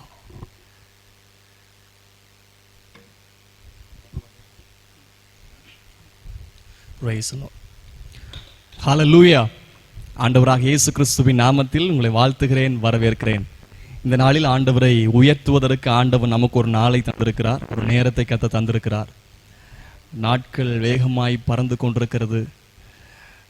அநேகர் இந்த பூமியை விட்டு கடந்து போய் கொண்டிருக்கிறாங்க. அதை பாஸ்தவை அப்படின்னு சொல்லுவாங்க. நல்லவர்களும் உயர்ந்தவர்களும் பலன் உள்ளவர்களும் கடந்து கொண்டிருக்கும் போது ஆண்டவர் நமக்கு கிருபையாய் நம்முடைய ஆயுசு நாளில் ஒரு நாளை கத்தர் கூட்டி கொடுத்திருக்கிறார். அதற்கு நாம் ரொம்ப நன்றி உள்ளவர்களாக இருக்க வேண்டும். கர்த்தர் நல்லவர், அவர் கிருபை என்றும் உள்ளது. நாம் இன்றைக்கு ஆண்டவரை உயர்த்த போகிறோம். கர்த்தர் நம்மோடு கூட பேச போகிறார். ஹல்லேலூயா. கர்த்தர் நல்லவர், அவர் கிருபை என்றும் உள்ளது. நாம் ஜெபிக்க போகிறோம் கர்த்தர் நம்மோடு கூட பேசும்படிக்காய். ஹல்லேலூயா, ஹல்லேலூயா, ஹல்லேலூயா. அவருடைய வார்த்தை கேட்டு நம் ஆசீர்வாதத்தை பெற்றுக்கொள்ளும் முன்பதாக திருப்பிக் கொள்வோம். நீதிமொழிகள் 24 அதிகாரம் 3 வசனம், 4 வசனம், 5 வசனம். நீதிமொழிகள் 24 அதிகாரம் 3, 4, 5. வீடு ஞானத்தினாலே கட்டப்பட்டு விவேகத்தினாலே நிலைநிறுத்தப்படும். அறிவினாலே அருகில் அருமையும் இனிமையுமான சகலவித பொருட்களும் நிறைந்திருக்கும். வீடு ஞானத்தினாலே கட்டப்பட்டு விவேகத்தினாலே நிலைநிறுத்தப்படும். இனிமையான சகலவித பொருட்களும் நிறைந்திருக்கும். பரலோக பிதாவே, இயேசு கிறிஸ்துவின் நாமத்தில் ஜெபிக்கிறோம். ஆசீர்வாதமான கிருபையான நேரத்திற்காய் நன்றி செலுத்துகிறோம். இம்மட்டுமாய் உம்முடைய நாமத்தை உயர்த்த கர்த்தர் பாராட்டின தயவுக்காய் ஸ்லாக்கியத்திற்காய் ஸ்தோத்திரம். உடைய வார்த்தைக்காய் நிற்கிறேன், உடைய வார்த்தைக்காய் காத்து கொண்டிருக்கிறார்கள். தேவன் பேசுவீராக. நீர் பேசுகிற கர்த்தர் ஆவியானவர் சபைகளுக்கு சொல்லுகிறதை இந்த நாளில் ஆவியானவர் சமயத்துக்கேற்ற வார்த்தைகளை அனுப்பும். எங்களை தாழ்த்துகிறோம். இயேசுவின் நாமத்தில் ஜெபிக்கிறோம் பிதாவே. Amen, amen. Praise the Lord. ஆண்டவருடைய நாமத்துக்கு மகிமை உண்டாவதாக. ஆண்டவருடைய வார்த்தைகளை தியானிக்க போகிறோம். ஜெபத்தோடு நீங்கள் காத்திருக்கும்படி அன்போடு கேட்கிறேன். God bless you all. நாம் இன்றைக்கு வாசித்த அந்த பகுதியை திருப்புவோம். செய்திக்கு ஆதாரமாக நீதிமொழிகள் புஸ்தகம் 24 அதிகாரம் 3 வசனம், 4 வசனம், 5 வசனத்தை கவனிக்கலாம். வீடு ஞானத்தினாலே கட்டப்பட்டு விவேகத்தினாலே நிலைநிறுத்தப்படும். அறிவினாலே அறைகளில் அருமையும் இனிமையுமான சகலவித பொருட்களும் நிறைந்திருக்கும். ஆண்டுடைய நாமத்துக்கு மகிமை உண்டாவதாக. இந்த 3 வசனங்களை வாசிக்கும் போது ஒரு வீட்டில் இருக்க வேண்டிய காரியங்களை இதில் பதிவு செய்யப்பட்டிருக்கிறது. வீடு என்று வசனம் இருக்கிறது. வீடு ஞானத்தினாலே கட்டப்பட்டு, வீடு கட்டுவதை குறித்தும் பேசப்பட்டிருக்கிறது. அது மாத்திரமல்ல, விவேகத்தினாலே நிலைநிறுத்தப்படும். கட்டப்பட்ட வீடு நிலை நிற்கிறதை குறித்து பேசப்படுகிறது. அது மாத்திரமல்ல, 4 வசனம் அறிவினாலே அறைகளில் அருமையான இனிமையான சகலவித பொருட்களும் நிறைந்திருக்கும். கட்டப்பட்ட வீடு நிலைத்திருக்கிறது. நிலைத்திருக்கிற வீட்டில் நிரம்பி இருக்கிற பொருட்களையும் குறித்து எழுதப்பட்டிருக்கிறது. இன்னைக்கு ஆண்டவர் உங்களோடு கூட பேசுவாராக. வீடு என்று சொல்லப்படும் போது, வேதத்தில் வீட்டை குறிக்கும் போது குடும்பத்திற்கு வீட்டை ஒப்பனையாய் பேசப்பட்டிருக்கிறது. குடும்பம் ஒரு வீடு. Family is as a house. கர்த்தர் வீட்டை கட்டாராகில் அதை கட்டுகிறவன் பிரயாசம் விருதா. அந்த வசனத்தில் பார்க்கும்போது சங்கீதம் 127, 128 இது குடும்ப தலைமுறையின் ஆசீர்வாதத்தை எழுதப்பட்டிருக்கிறது. கர்த்தர் வீட்டை கட்டாராகில் இது குடும்பத்தை குறித்து பேசப்பட்டிருக்கிறது. நாம் வசிக்கிறது ஒரு வீடு. அது கையினால் கட்டி எழுப்பப்பட்ட வீடு, ஒரு குடும்பம் வாழ்வதற்கு. இன்னொரு வீடை குறித்து கூட வேதத்தில் எழுதப்பட்டிருக்கிறது. எபிரேயர் புஸ்தகத்தில் நாம் அவருடைய வீடாய் இருக்கிறோம். அழிந்து போகிற கூடாரம். நம்முடைய சரீரத்தை குறித்தும் வீடு என்று எழுதப்பட்டிருக்கிறது. இன்னொரு வீடு இருக்கிறது, ஜெப வீடு. என்னுடைய வீடு ஜெப சகல ஜனங்களுக்கும் ஜெப வீடு என்று அழைக்கப்படும். இன்னைக்கு வீடு என்று சொல்லப்படும் போது உங்கள் குடும்பத்தை நீங்கள் வீடாய் எடுத்துக்கொள்ளுங்கள். இந்த செய்தியில் கர்த்தரோடு கூட பேசட்டும். உங்கள் தனிப்பட்ட வாழ்க்கையை வீட்டுக்கு ஒப்பனையாய் நீங்கள் எடுத்துக்கொள்ளுங்கள். நாம் இருக்கிற சபை, ஒருவேளை போதகர்கள் ஊழியர்கள் கவனித்துக் கொண்டிருப்பீங்கன்னா, நீங்கள் வைத்திருக்கிற மந்தை அது ஒரு வீட்டுக்கு ஒப்பனையா இருக்கிறது.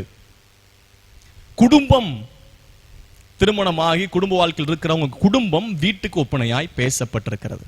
அப்போ வீடு என்று இந்த வசனம் இருக்கிறது. வீடு, ஹவுஸ்.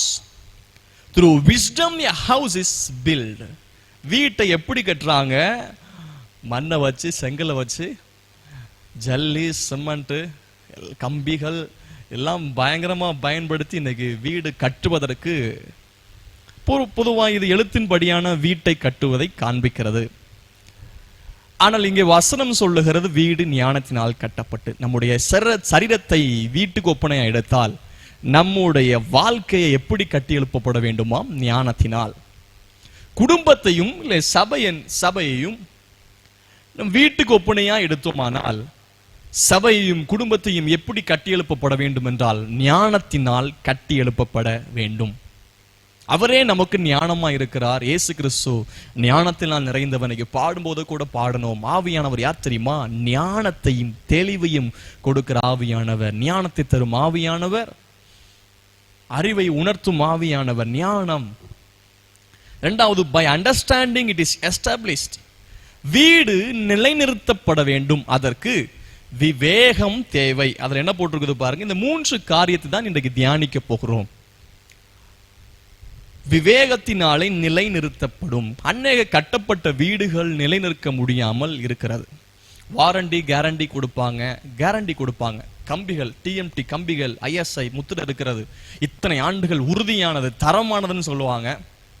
பில்டிங்லாம் கட்டி எழுப்பினதுக்கு அப்புறம் இன்ஜினியர்ஸ் என்ன சொல்லுவாங்கன்னா, இத்தனை ஆண்டுகள் கேரண்டி, 60 years, 60 ஆண்டுகள் நிலைத்திருக்கும். சில கட்டிடத்துக்கு சொல்லுவாங்க சிமெண்ட்லாம் பயங்கரமா போட்டிருக்குது, பக்காவா போட்டிருக்கிறது, 100கணக்கான வருஷங்கள் இது நிலைத்து நிற்கும். எவ்வளவு பெரிய மாளிகைய அதிகமான பணங்கள் செலவழித்து மெட்டீரியல்ஸ்லாம் அதிகமான தரம் உயர்ந்ததை வைத்து கட்டினாலும் அது என்றென்றைக்கும் நிலைத்திருப்பது இல்லை. அதற்காக ஒரு குறிக்கப்பட்ட நேரம் ஒன்று வைக்கப்பட்டிருக்கிறது, அது வரைக்கும் தான் நிலைத்திருக்கும். ஆனால் இங்கே ஆவிக்குரிய ரீதியாய் கொடுக்கப்பட்டிருக்கிற வார்த்தை நிலைநிறுத்தப்படுவதற்கு விவேகம் அவசியம். பை அண்டர்ஸ்டாண்டிங், ஆங்கிலத்தில் அண்டர்ஸ்டாண்டிங், புரிந்து கொள்ளுதல். ஒரு குடும்ப வாழ்க்கை நிலைத்திருக்க வேண்டும் என்று சொன்னால் புரிந்து கொள்ளுதலோடு அந்த குடும்பம் நிலைத்திருக்கும், எஸ்டாப்ளிஷ், நிறுவப்படும். கட்டப்படுவது மாத்திரமல்ல, நிலைநிற்கும், அது நிறுவப்பட்டிருக்கும். எப்படி? புரிந்து கொள்வதினால் என்று வேதம் சொல்லுகிறது. மூன்றாவது, வெறுமையாய் வீடு இருப்பதை கர்த்தர் விரும்பவில்லை, நாமும் விரும்புவதும் இல்லை. என்னத்தையாவது வாங்கி அடுக்கி வச்சிருவோம்ல, குப்பை கூட மாதிரி ஆக்கி வச்சிருவோம். புதுசா கட்டின வீட்டை கூட புதிதாம் பொருட்கள் வாங்குவது வந்து பீரோல், ஃப்ரிட்ஜ், வாஷிங் மிஷின், கிரைண்டர் இப்படிலாம் வாங்கி அடுக்கி வைப்போம். இது வீட்டிற்கு தேவையான, எழுத்தின்படியான வீட்டிற்கு தேவையான பொருட்களை நாம் வாங்கி அடுக்கி வைப்பது உண்டு. இங்க வீட்டை குறித்து பேசும்போது பாருங்க, அறிவினாலே அறைகளில் அருமையும் இனிமையுமான சகலவித பொருட்களும் நிறைந்திருக்கும். By knowledge the rooms are filled. And வந்து என்ன சொல்றாங்கன்னா, அந்த பிரஷியஸ் ட்ரெஷர்ஸ், இன்னொரு ஆங்கில வேதாகமத்தில் சொல்லப்பட்டிருக்கிறது, ரூம் வந்து ஞானத்தினால் நிரம்பியிருப்பது மட்டுமல்ல, ஞானத்தினால் அறிவினால் வருகிற பொருட்கள் நிறைந்திருப்பது மட்டுமல்ல, விலை உயர்ந்த, ஆண்டவர் நாமத்துக்கு மகிமை உண்டாகட்டும், விலை உயர்ந்த, அதாவது பொக்கிஷங்களால் வீடு நிரப்பப்பட்டிருக்குமாம். தேவ நாமத்துக்கு மகிமை உண்டாகட்டும். 3 காரியம் பார்த்தோம் இந்த வசனத்துல. வீடு கட்டப்பட வேண்டும், வீடு நிலைநிறுத்தப்பட்டிருக்க வேண்டும், வீடு நிரப்பப்பட்டிருக்க வேண்டும், நிறைந்திருக்க வேண்டும். கொஞ்சம் யோசித்து பாருங்கள், உங்கள் வீடு கட்டப்பட்டிருக்கிறதா, இல்லை என்றால் கட்டி கொண்டிருக்கப்பட்டிருக்கிறதா, இன்னும் கட்டாமல் இருக்கிறதா, கட்டின வீடு பழுதடைந்து போய் உடைக்கப்பட்டிருக்கிறதா? ஒரு கேள்விக்குறி வையுங்கள். இரண்டாவது, கட்டப்பட்ட வீடு, திருமண வாழ்க்கைக்குள் போயிருக்கிறீங்க, குடும்பங்கள் இருக்கிறது, அமைக்கப்பட்டிருக்கிறது, சபை இருக்கிறது, தனிப்பட்ட மனுஷன், அது ஒரு கட்டிடம், ஒரு வீடு என்று சொல்லப்பட்டிருக்கிறது. நம்முடைய வீடு இரண்டாவது நிலைநிறுத்தப்பட்டிருக்கிறதா? நான் நிலையானவனா இருக்கிறேனா? தாவீது சொல்றாரு, நான் எவ்வளவா நிலையற்றவர் என்று சொல்லி உணரும்படிக்கு என் நாட்களின் முடிவை எனக்கு சொல்லும். மனுஷன் நிலையற்றவனாய் திரிகிறான். நான் நிலையா இருக்கிறேனா? I stand by the presence of God. அதுல ஒரு கேள்விக்குறி போட்டு பாருங்க. மூன்றாவது, கட்டப்பட்ட வீடு, நிலைநிறுத்தப்பட்டுகிற வீடு, நிலைநிறுத்தப்பட்ட வீடு முழுவதும் நிறையப்பட்டிருக்கிறதா? இன்றைக்கு ஆண்டவர் உங்களோடு கூட பேசுகிற வார்த்தை என்ன தெரியுமா? Biblical home construction and decoration. வேதாகமத்தின் அடிப்படையில் வீட்டின் கட்டமைப்பும் வீட்டின் அலங்காரமும். ஹோம் கன்ஸ்ட்ரக்ஷன் அண்ட் டெக்கரேஷன், இதான் இன்னைக்கு செய்தியுடைய தலைப்பு. வீட்டின் கட்டமைப்பும் வீட்டின் அலங்காரமும். பல லட்சக்கணக்கான பணங்கள் செலவழித்து தரம் உயர்ந்த பொருட்களை எல்லாம் வாங்கி பிரம்மாண்டமான மாளிகையை போல வீடு இன்றைக்கு கட்டப்படுகிறது. அதெல்லாம் தவறல்ல, சரிதான். தங்களுடைய சம்பளத்துக்கு ஏற்றாற் போல், வாழ்வாதாரத்திற்கு ஏற்றாற் போல், வருமானத்திற்கு ஏற்றாற் போல் தங்களுக்கு இஷ்டப்படி செய்யலாம். எளிமை என்பது வேறு, தாழ்மை என்பது வேறு, மனத்தாழ்மை என்பது வேறு. It is totally different. எளிமை என்பது வேறு. வருமானம் நிறைய இருந்தாலும் பெரிய வீடு இல்லாம,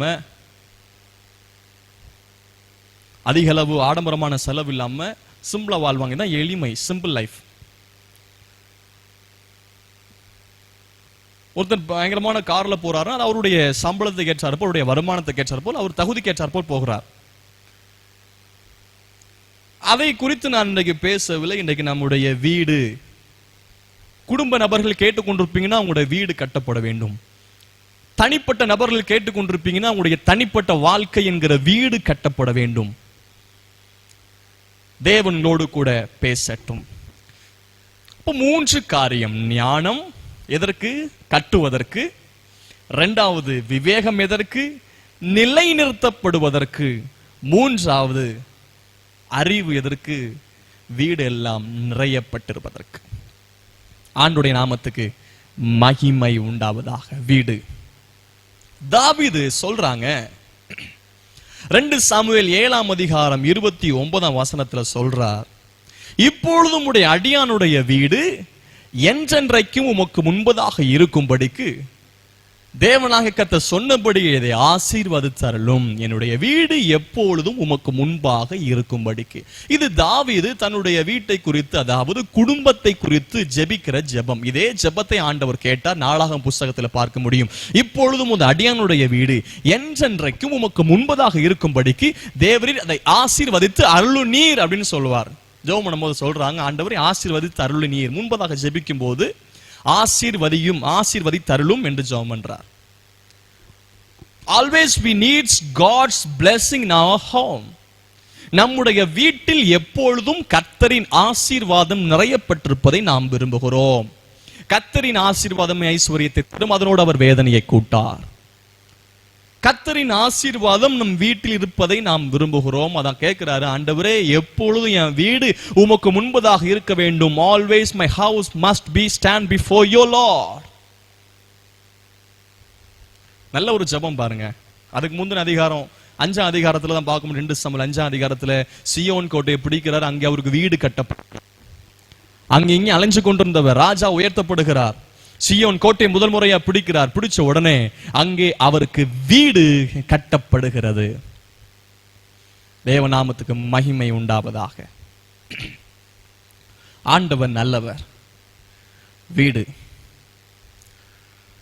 கர்த்தர் வீட்டை கட்டாராகில் கட்டுகிறவர்களின் பிரயாசம் விருதா. அதுல வசனத்தை பாருங்க, கர்த்தர் வீட்டை கட்டாராகில். அப்படி என்றால் கர்த்தர் யார் தெரியுமா? ஞானம் உள்ளவர். அவரே நமக்கு ஞானமானார். அந்த ஞான கண்மலை கிறிஸ்து. அப்போ வீடை கட்டுவதற்கு ஞானம் அவசியம். கர்த்தர் வீட்டை கட்டாராகில் ஞானம் உள்ள தேவன் அவசியமா இருக்கிறார். இந்த 3 காரியத்தை நாம் என்னை கற்றுக்கொள்ள போகிறோம். இன்றைக்கு ஒவ்வொருடைய வாழ்க்கை கட்டப்படுவதாக. ஒருவேளை அஸ்திபாரங்கள் குலுங்கப்பட்டிருக்கலாம், கட்டிடம் உடைக்கப்பட்டது போல் இருக்கலாம், கட்டிடங்கள் தரைமட்டமாக்கப்பட்டிருக்கலாம், குடும்ப சூழ்நிலைமைகள் இடிக்கப்பட்ட கட்டிடத்தை போல் இருக்கிறது. இன்னும் சரியான வேலை முடியாத அரைக்குறை வேலையோடு இருக்கிற வீட்டை போல் எங்களுடைய குடும்பம் இருக்கிறது.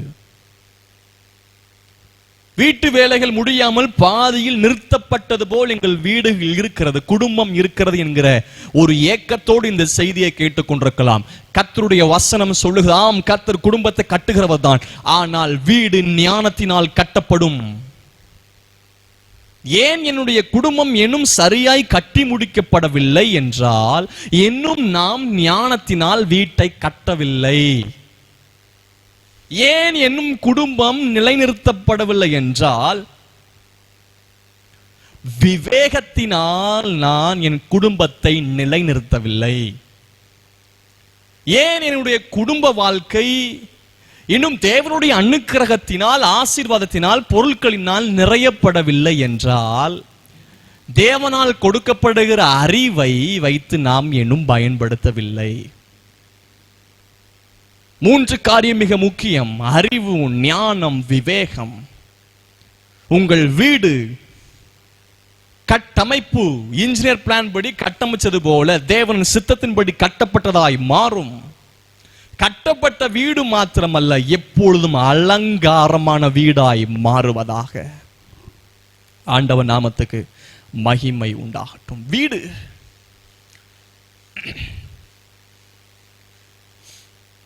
வீடு என்று சொல்லப்படும் போது ஒருவேளை குடும்பம் வீடா எடுக்கலாம். ஏற்கனவே சபையில் நான் இதை குறித்து பேசும்போது 127ஆம் சங்கீதம் 128ஆம் சங்கீதத்திலிருந்து ஆண்டுடைய வார்த்தையை நான் விளக்கி போதித்திருக்கிறேன். சங்கீதம் 127 128 குடும்ப ஆசீர்வாதங்களை குறித்து போடப்பட்டிருக்கிறது. கர்த்தர் வீட்டை கட்டாராயில் அஸ்திபாரம் போடப்படுகிறது. அஸ்திபாரம் போடப்பட்டது பின்பதாக 3ஆம் வசனம், இதோ பிள்ளைகள் கர்த்தரால் வரும் சுதந்திரம், கற்பத்தின் கனி அவரால் கிடைக்கும் பலன். ஒரு தனிநபரை கர்த்தர் ஆசீர்வதிச்சு ஒரு குடும்பத்தை கட்டி எழுப்புறார். அவனை உருவாக்கி அவனுக்கு திருமணம் ஆகிறது. பிள்ளைகள் கர்த்தரால் வரும் சுதந்திரம், அவனுக்கு குழந்தைகள் பிறக்கிறது, கற்பத்தின் கனியை கொடுக்கிறார். அதுக்கப்புறம் 4ஆம் வசனம், வாழவேதின் குமாரர் பலவான்கள் அம்புக்கு ஒப்பா இருக்கிறார்கள். வாழவேது அந்த பிறந்த குழந்தை ஏஜ் அட்டன் பண்ணுது பாருங்க. வாழவேது வாலிப பருவத்தை அடைகிறது. எப்படி ஒரு வளர்ச்சி பாருங்க. ஒரு குடும்ப வாழ்க்கை என்பது கர்த்தர் இப்படியாய் வளர்ச்சியின் பாதையில் கொண்டு போகிறார். அவைகளால் தன் அம்பார துணி நிரப்பின மனுஷன் பாக்கியவான். அவன் நாணமடையாமல் ஒளிமுக வாசல் சத்துருக்களோட பேசுவார்கள். நாணமடையாமல், வெக்கப்படாம, வாலிபத்தை கடந்த உடனே சரியான நேரத்தில் படிச்சு சரியான நேரத்தில் வேலைக்கு போகணும். அப்படி இல்லைன்னா நாணமடைய வேண்டி இருக்கும். இப்போதான் 128ஆம் சங்கீதம் வருது. ஒரு தனி நபர் அழைச்சி அஸ்திபாரம் போட்டு அவனுக்கு குடும்ப வாழ்க்கையை பண்ணி அவனுக்கு குழந்தை பிறகுது, அது ஏஜ் அட்டன் பண்ணுது. இப்போ அந்த மனுஷனுக்கு தான் திருமணம் வருது 128ஆம் சங்கீதத்தில். கர்த்தர் பயந்த வழி நடக்கிறவன் எவனோ, அப்புறம் கையில் பிரயாசம், அவன் நல்ல வேலைக்கு போய், அப்புறம் மனைவி வீட்டோல் கணிதரும் திராட்சை கொடியை போல் இருக்கிறா, பிள்ளைகள் பந்திய சுட்டு மொழிமர கன்றுகளை போல் இருக்கிறாங்க. இப்படிலாம் கொண்டு வந்து கடைசியில் முடிகிறது, பிள்ளைகளும் இஸ்ரவேலுக்கு உண்டாகும் சமாதானத்தை காண்பாய். குடும்ப ஆசீர்வாதத்தை குறித்து இங்க போடப்பட்டிருக்கிறது. குடும்பம் என்பது ஒரு வீடு. அதான் இயேசு கிறிஸ்து கூட ஒரு ஓமையை சொல்றாங்க. மலை பிரசங்கத்தில் 6ஆம் அதிகாரம் 7ஆம் அதிகாரம் முடிக்கும் போது, இந்த அதிகாரம் எல்லாம் ஆண்டவர் மலை பிரசங்கத்தை பண்ற. நான் நினைக்கிறது மலை பிரசங்கத்துல இந்த 5ஆம் அதிகாரத்துல கொஞ்சம் வசனம் மட்டும் தான் நினைக்கிறோம். அது Beatitudes of Jesus Christ. ஒவ்வொரு தலைப்பின்படி மொத்த ஹோல் பைபிளை அந்த 2 சாப்டர்ல முடிச்சுட்டாருங்க இயேசு கிறிஸ்து. எல்லா டாபிக்லயும் இயேசு பிரசங்கம் பண்ணார், மலை பிரசங்கம். அதை முடிச்சிட்டு ஒரு ஊமையை சொல்றாங்க, புத்தி உள்ளவன் புத்தி இல்லாதவன். ஆங்கிலத்தில் wise man and foolish man. ஞானம் உள்ளவன் ஞானம் இல்லாதவன். அதுல ஒருத்தன் ஞானம் உள்ளவன் கற்பாறையின் மேல் வீடை கட்டுகிறான். ஞானம் இல்லாதவன், அவன் புத்தி இல்லாதவன், மணலின் மேல் வீடை கட்டுகிறான், அஸ்திபாரம் போடுகிறான். அஸ்திபாரம் போடுகிறான் என்று பார்க்கிறோம். வீடு வீடு என்று சொல்லப்படும் போது, it is not a removable tent, அதாவது களைந்து போடுகிற கூடாரம் அல்ல.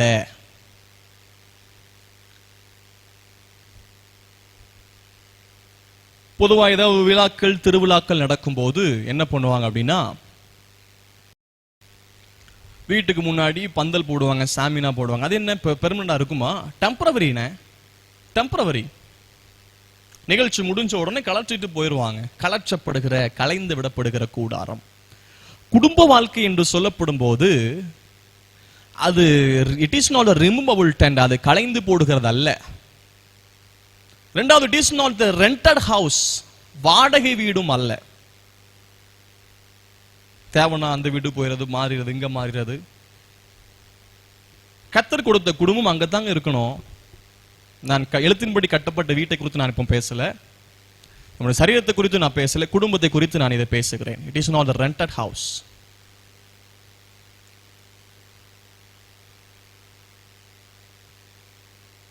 இஷ்டத்துக்கு எதுவும் செய்ய முடியாது. ஒரு பிரச்சனை வந்துச்சுன்னா உடனே இடத்தை காலி பண்றது, வேற இடத்துக்கு போகிறது. குடும்பத்தில் பிரச்சனை வந்தோடனே உடனே அங்க காலி பண்ணி போயிடுறது, இங்க போயிடுறது. It is not rented house. அது வாடகை வீடு அல்ல. மூன்றாவது, இட் இஸ் நாட் ரெசார்ட். அது தங்கும் விடுதி அல்ல.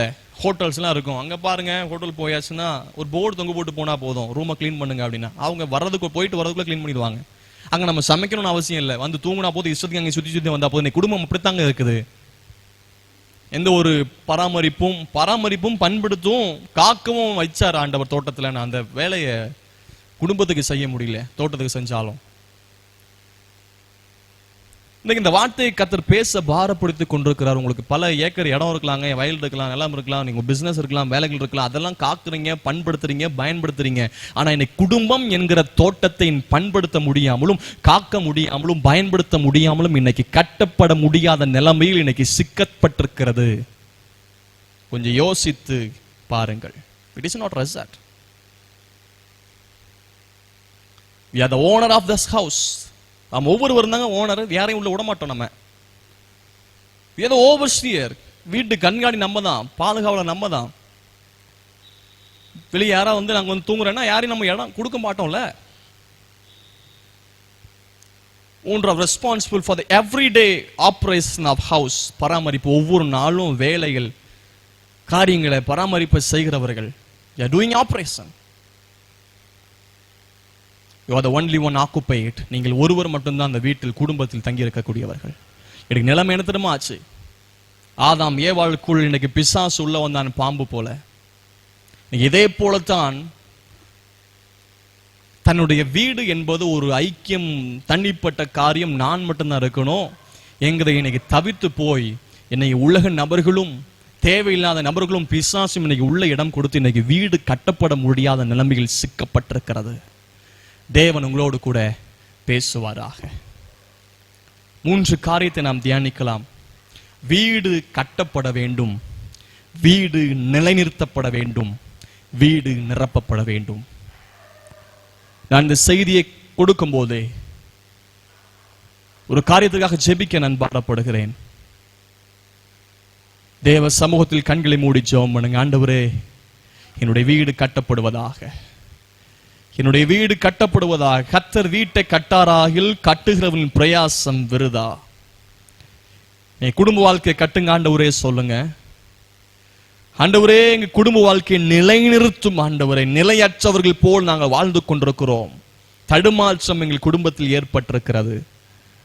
எங்க வீடு நிரப்பப்படுவதாக.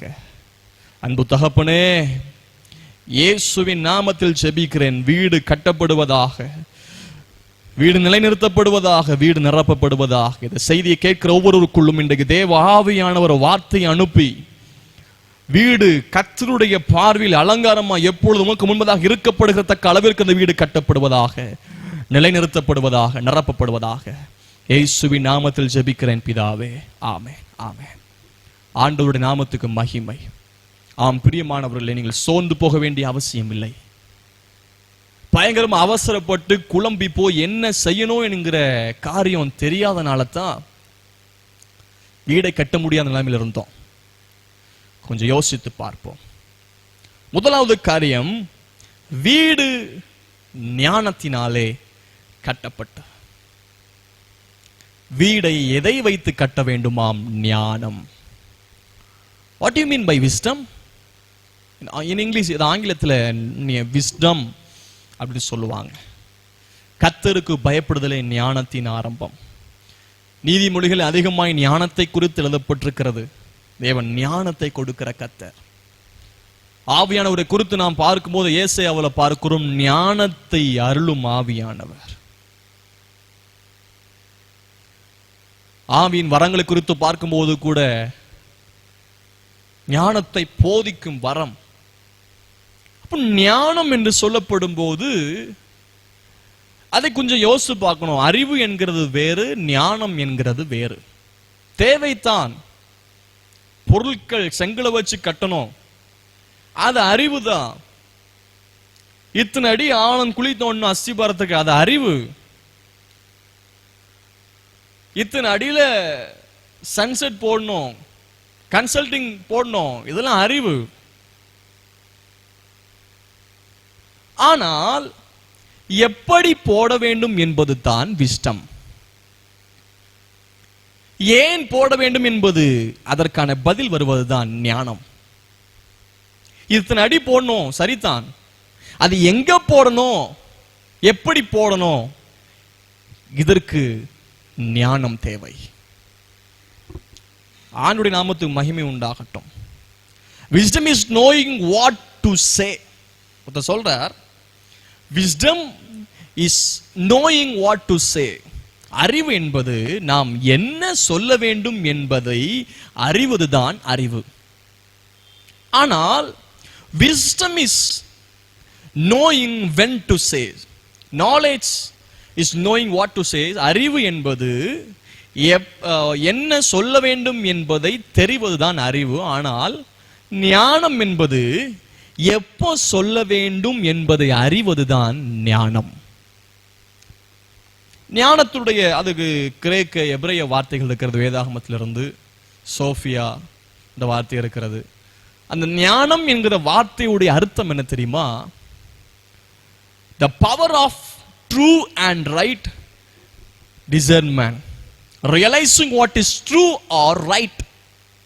இந்த ஞானத்துடைய அர்த்தம் எது உண்மை எது சரி என்பதை உணர்கிறவன், அலசி ஆராய்கிறவன் தான் ஞானம்.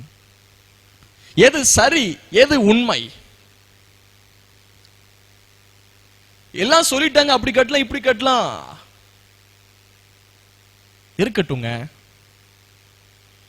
பலர் சொல்லியிருப்பாங்க. ஆண்டவர் இயேசு கிறிஸ்து உவமையை சொன்னார். கற்பாறை மேல் வீடு கட்டுறவன் மணல் மேல் வீடு கட்டுறவன். பல சொல்லியிருப்பாங்க. மணலை கேட்டீங்க, அது பிரச்சனை இல்லை, ரொம்ப ஈஸியா இருக்கும். மணலை தோணுனா அஸ்திபாரம் சீக்கிரம் போட்டுலாம், சீக்கிரம் வேலை முடிஞ்சிடும். அஸ்திபார வேலை தான் கஷ்டமான வேலை, மணல் மேல கட்டுவோம். இந்த ஆலோசனையை பலர் கொடுத்திருப்பாங்க. இந்த உவமையா இருந்தாலும் அதை நாம் யோசித்து சிந்தித்து பார்ப்போம். வீடு கட்டணும், அஸ்திபாரம் போடணும், உண்மைதான். ஆண்டவர் இயேசு கிறிஸ்து எப்படிப்பட்ட கட்டிடம் என்று சொல்லி அதுல பேசல. He does not talking about the structure of the house. He talks about the place where they built. அவர் கட்டப்பட்ட இடத்தை மட்டும்தான் அந்த உவமையில் இயேசு பேசுறார். நான் சொன்ன இந்த வசனத்தின்படி கேட்டு அதன்படி செய்கிறவன் செய்யாதவன் மணல் மேல கட்டுகிறான். செய்கிறவன் நான் சொன்ன வசனத்தின்படி கேட்டு, அதாவது கட்டணும் என்கிறது அறிவு. ஆனா எங்க கட்டணும், அது கத்தர் கொடுக்கிற வார்த்தை. அதை கேட்காம மனுஷனுடைய வார்த்தை கேட்டு மணல் மேல கட்டினா பாருங்க. வீடு ஞானத்தால் கட்டப்பட வேண்டும். ஞானம் இல்லாமலும் வீடை கட்டலாம், ஞானம் இல்லாமலும் குடும்பத்தை கட்டலாம். தேவன் கொடுக்கிற ஞானம் நமக்கு தேவை. ஞானம். சாலமோன் குறித்து நமக்கு தெரியும். சாலமோன் ஞானம் என்று சொன்னாலே பழைய ஏற்பாட்டில் சாலமோனை குறித்து பேசுவாங்க. புதிய ஏற்பாட்டில் இயேசு கிறிஸ்துவை குறித்து அவர் தேவ கிருபையிலும் மனுஷ தயவிலும் ஞானத்தில் வளர்ந்தார் அப்படின்னு பார்க்கிறோம். லூக்கா 2:52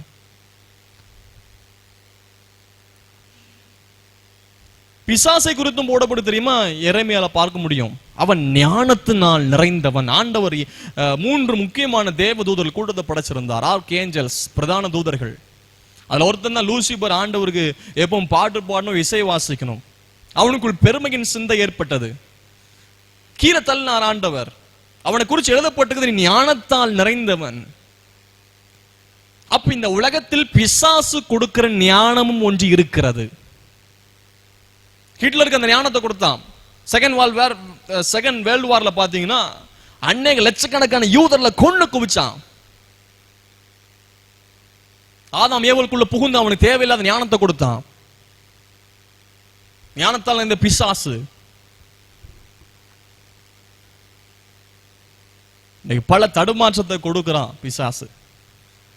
கொஞ்சம் புரிஞ்சு கொண்டு நம்ம வாழ்வதற்கு நமக்கு வாய்ப்பை தரட்டும். இயற்கையா வருகிற ஞானம், அது அறிவுன்னு சொல்லலாம் இயற்கையா. அதாவது வாகனம் வந்தா பிரேக் போடணும், அதை வண்டி ஓட்டும் போது ஸ்டீரிங் இப்படி பிடிக்கணும், பிரேக் இது, கிளட்ச் இது. ஸ்பீட் பிரேக்கர் வந்தா இங்க பிரேக் போட்டு கியர் டவுன் பண்ணி செகண்ட் கியர்ல போடும். இதெல்லாமே படிக்கிறோம், சொல்லி கொடுக்குறாங்க. இது அறிவு தான் உண்டாக்கும். ஆனால் ஞானம் என்று சொல்லப்படும் போது டு அப்ளே, அந்த சூழ்நிலைமை சமயம் ஒன்று வரும்போது, இந்த வேகத்தடை ஒன்று வரும்போது அந்த நேரத்தில் ஓட்டி பார்க்கிறோம் பாருங்க, அந்த நேரத்தில் ஓட்டுவதற்கான கொடுக்கிற ஞானம் தான் ஆண்டவர் கொடுக்கிற ஞானம். சாலமோன் தாவீதுக்கு அடுத்து இந்த ராஜ்யபாரத்துக்குள் வரும்போது ஆண்டவர் சொல்றாங்க, அவர் ஆண்டோட போ கேட்கிறார், நான் போக்குவரவு அறியாத சிறு பையனா இருக்கிறேன், எனக்கு போக்குவரவு அறிகிற ஞானத்தை எனக்கு தாரும். 1 ராஜாக்கள் 3ஆம் அதிகாரம் 9ஆம் வசனத்துல சொல்றார், உமது ஜனங்களை நியாயம் விசாரிக்கவும் நன்மை தீமை இன்னதென்று வகையறுக்கவும் அடியனுக்கு ஞானம் உள்ள இருதயத்தை தந்தருளும். அந்த வசனம் பாருங்க, நன்மை தீமை இன்னதென்று வகை அறுக்கவும் அடியனுக்கு ஞானம் உள்ள இருதயத்தை தந்தருளும். நன்மை தீமை என்னது நான் ஏற்கனவே சொன்னேன், விஸ்டம் ஞானம் என்றால் எது சரி எது உண்மை என்று வகையறுப்பது தான் ஞானம். அப்போ வீடை கட்டுவதற்கு எது தரம் உள்ளது, எங்க கட்டணும், எப்படி கட்டணும், யார்கிட்ட ஆலோசனை கேட்கணும், எப்படிப்பட்ட சந்தர்ப்பத்தில் எப்படி நம்ம அந்த காரியத்தை நடத்தணும் என்கிற ஒரு காரியம் யாரு கொடுக்கிறா? நன்மை தீமை இன்னதென்று வகையறுக்க அடியனுக்கு ஞானம் உள்ள இருதயத்தை தந்தருளும். பயங்கர ஞானம் உள்ள மாறினார். ஞானத்தோடு கூட கர்த்தர் எல்லாத்தையும் சேர்த்து கொடுத்தார். இந்த ஞானத்தை எப்படி பற்றி கொண்டார் தெரியுமா? 1 ராஜாக்கள் அந்த 3ஆம் அதிகாரத்துல 3 முதல் 5 பாத்தீங்கன்னா, அங்க சர்வாக தகன பலி செலுத்துறார் 1000 ஸ்தோத்திரத்தை காண்பிக்கிறது. எப்படி ஞானத்தை பெற்றுக் கொண்டார் தெரியுமா? முதல்ல அநேக பலிகள் இட்டா.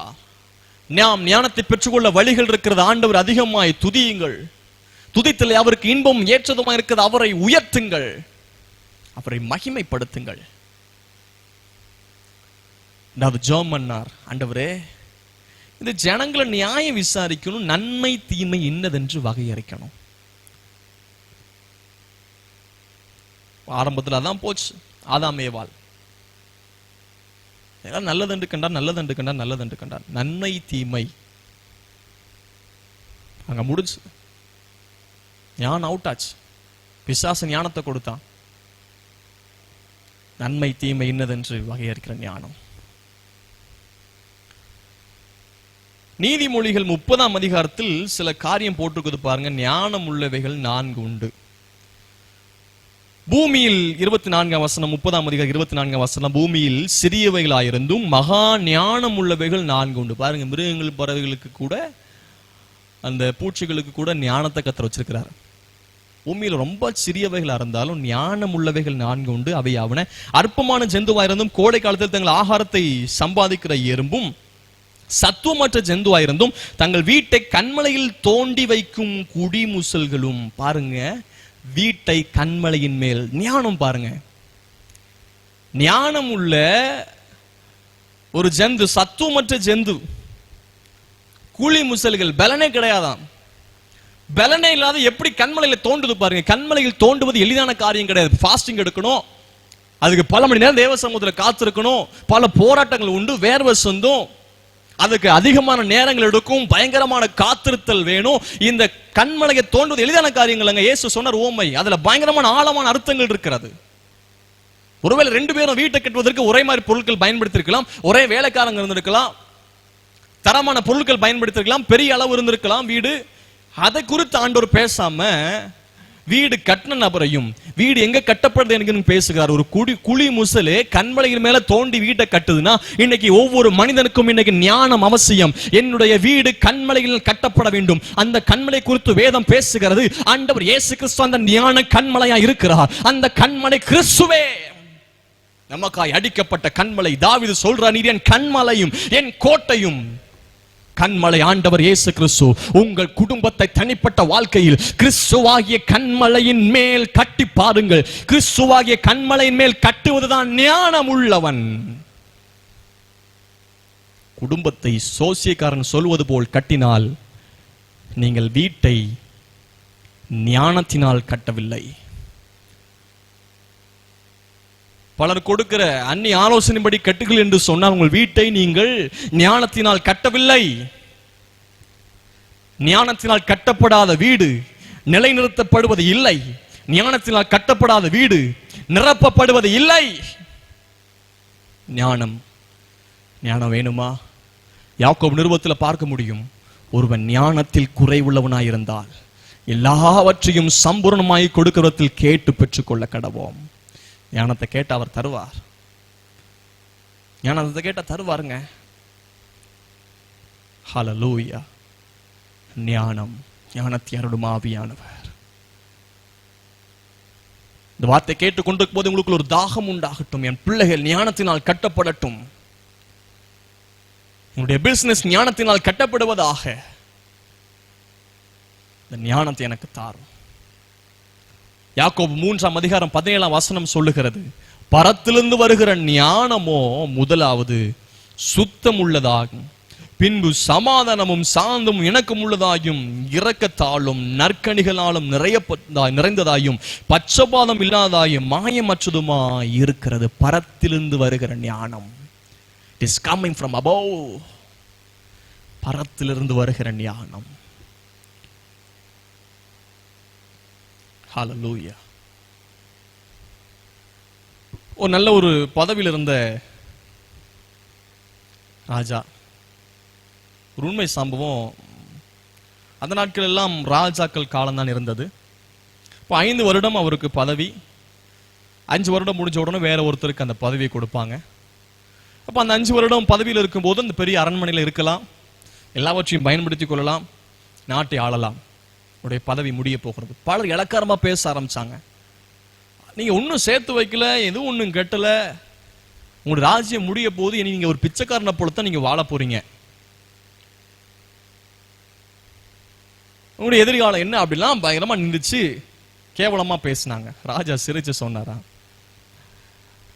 நான் இந்த 5 வருடம் ஆளுகையில் யாருக்கும் தெரியாமல் ஒரு காட்டில் எனக்காக இந்த 5 வருஷம் ஒரு பெரிய மாளிகையை கட்டி கொண்டிருந்தேன்.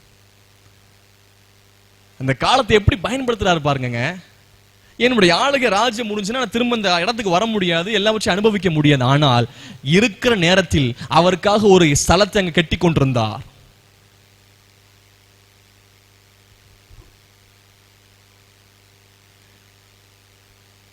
ஆண்டவர் நல்லவர். காலத்தை பயன்படுத்துகிற ஞானம் தரட்டும் ஆண்டவர். சாலமோனுக்குள்ள அந்த ஞானத்தை கற்றுக் கொடுத்தார். பலர் ஞானத்தை டெஸ்ட் பண்ண வந்தாங்க. சேப ராஜஸ்திரி வந்தாங்க, பயங்கரமாய் அரசாண்டார். ஞானம், ஆண்டவரே எனக்கு ஞானம் தாரும், குடும்பத்தை கட்டி எழுப்ப. வீடு கட்டுவது சாதாரணமான விஷயம் இல்லை. சொல்லுவாங்க வீடை கட்டிப்பார், கல்யாணத்தை பண்ணிப்பார். வீடு கட்டுவது சாதாரணமான விஷயம் இல்லைங்க, கஷ்டம்தான். ஆனால் ஒவ்வொரு நிலைமையும் ஞானத்தால் கட்டப்படுவதாக, ஞானத்தால் கட்டப்படுவதாக. ஒவ்வொரு முறையும் சபைக்கு கொடுக்கிற வார்த்தை அதுதான். போதகர் ஆலோசனை கொடுப்பாங்க, பிள்ளைகளின் காரியத்தை சீக்கிரம் பண்ணுங்க, டைம் ஆகி கொண்டிருக்கிறது, பின்னாடி பிள்ளைகள் இருக்கிறாங்க, அந்தந்த காலத்தில் அந்தந்த காரியத்தை பண்ணிருங்க அப்படிலாம் சொல்லி கொடுப்பாங்க. தேவன் நல்லவர். முதலாவது ஞானத்தினால் வீடு கட்டப்பட வேண்டும், கட்டப்பட வேண்டும். இதுல அவ்வளவு பெரிய கஷ்டமான காரியம் இல்லைங்க. வசனத்தின்படி கட்ட போறோம் வீட. அதுக்கு வீடு கட்டுவது சாதாரண எழுத்தின்படியான கட்டிடத்தை பாருங்க. என்ன பண்றாங்க? முதலாவது இடத்தை தெரிந்து கொள்வார்கள். அந்த இயேசு கிறிஸ்து சொன்ன ஓமையில பார்க்கும்போது கூட மத்த 7:24 27 வரைக்கும் இருக்குது. நான் சொல்லி இந்த வார்த்தைகளை கேட்டு கெட்டவன் அந்த இடத்தை குறித்து பேசுகிறான். The place is very much important to build the house. இடம் ரொம்ப முக்கியம். யாரும் ரொம்ப காட்டுக்குள்ள போய் மலையில போய் இடம் வாங்கி வீடு கட்டுவது இல்லை. பெரிய பிளாட் போட்டிருப்பாங்கன்னு வைங்களேன். அதுல வந்து பிளாட் போடும் போதே இந்த ஃபவுண்டேஷன் போட்டு என்ன போட்டிருப்பாங்கன்னா போர்டு வச்சிருப்பாங்க, விளம்பர போர்டு வச்சிருப்பாங்க. விளம்பர போர்டு வச்சுட்டு அதுல என்ன போட்டிருப்பாங்கன்னா 50 மீட்டர்ல இங்க ஸ்கூல் இருக்குது, இன்டர்நேஷனல் ஸ்கூல். அடுத்தது லெஃப்ட்ல நீங்க 500 மீட்டர்ல இங்க சூப்பர் மார்க்கெட் இருக்குது, ஸ்ட்ரைட்டா 100 மீட்டர்ல அங்க சர்ச் இருக்குது, பக்கத்துல அடுத்த காம்பவுண்ட்ல ஒரு பெண்டிகோஸ்ட் சர்ச் இருக்குது. நீங்க காலைல முழிச்சு எந்திரிச்சு குளிக்கணும் அவசியம் இல்லை, அப்படி ஏறி சாட்டிங்கன்னா சர்ச்சுக்கு போயிடலாம். பாருங்க, பொதுவா ஒரு போர்டுல கூட அந்த இடத்தை குறிப்பதற்கு சுற்றிலும் சில முக்கியமான காரியத்தை போடுங்க. ஏன்? அந்த இடத்தை வேலைவாக்குவதற்கு. இடம் பொதுவாக அப்படிதான் பார்ப்பாங்க. ஸ்கூல் பக்கத்துல இருக்குதா, பஸ் ஸ்டாண்ட் பக்கத்துல இருக்குதா, ஐயோ தண்ணிலாம் பக்கத்துல இருக்குதா, இதை குறித்து தான், இதை பார்த்து தான் வீடே பார்ப்போம். வாடகை வீடு பார்க்கணும் அப்படிதான் பார்ப்பாங்க. தண்ணி வருதா, வீடு சரியா இருக்குதா, பக்கத்துல எப்படி ஆட்கள் இருக்கிறாங்க, ரோடு வசதி சரியா இருக்குதா, போக்குவரத்து எப்படி இருக்குது, இதை குறித்து தான் பொதுவாய் இடத்தைத்தான் பொதுவாய் வீடு கட்டுறல் பார்ப்பார்கள். அதே போலத்தான் குடும்பத்தை கட்டுவதற்கும் இடம் என்பது மிகவும் முக்கியம். இடம் என்று சொல்லப்படும் போது ஒரு இடம் இருக்கிறது, கண்மலை ஆகிய கிறிஸ்து என்கிற இடம் இருக்குது. எப்படி கட்ட வேண்டும்? உபதேசத்தினால் கட்ட வேண்டும். தோண்டுவது ரொம்ப கஷ்டங்க. தோண்டுங்க, மணலில் தோண்டுவது வெகு ஈஸி. ஹல்லேலூயா. அஸ்திபாரம் உறுதியா இருக்க வேண்டும். நம்முடைய அஸ்திபாரத்தை குறித்து பார்த்தால் தெரியும், இவர்கள் கிறிஸ்துவுக்குள் கட்டப்பட்டவர்கள். ஞானம் உள்ளவர்கள் வீட்டை கிறிஸ்துவின் மேல், கற்பாறையின் மேல் கட்டுவார்கள். ஜபிங்க, ஞானத்தை தருவார். துதிங்க, ஞானத்தை கத்த தருவார். எல்லாவற்றையும் சம்பூர்ணமாய் கொடுக்கிறதில் கேட்டு பெற்றுக் கொள்ளுங்கள். ஞானம் உள்ள தேவன் அவர். புறஜாதியை போல் ஞானமற்றவர்களாக இராதபடிக்கு இந்த வசனம் இருக்கிறது. இரண்டாவதாக, விவேகத்தினால் நிலைநிறுத்தப்பட்டு, விவேகத்தினால் வீடு நிலைநிறுத்தப்பட வேண்டும். கட்டிட்டோம், பிள்ளைகளை கட்டி கொடுத்துட்டீங்க, அவங்களுக்கும் பிள்ளைகளை வந்துச்சு, ஒரு வேலை கிடைச்சது, படிக்க வச்சுங்க, எப்படியும் ஓரளவு கட்டிட்டீங்க. சில ஞானத்தினாலும் கட்டிருக்கிறீங்க, சில ஞானம் இல்லாமலும் கட்டிருக்கிறீங்க. அதனால பல பிரச்சனைகள்.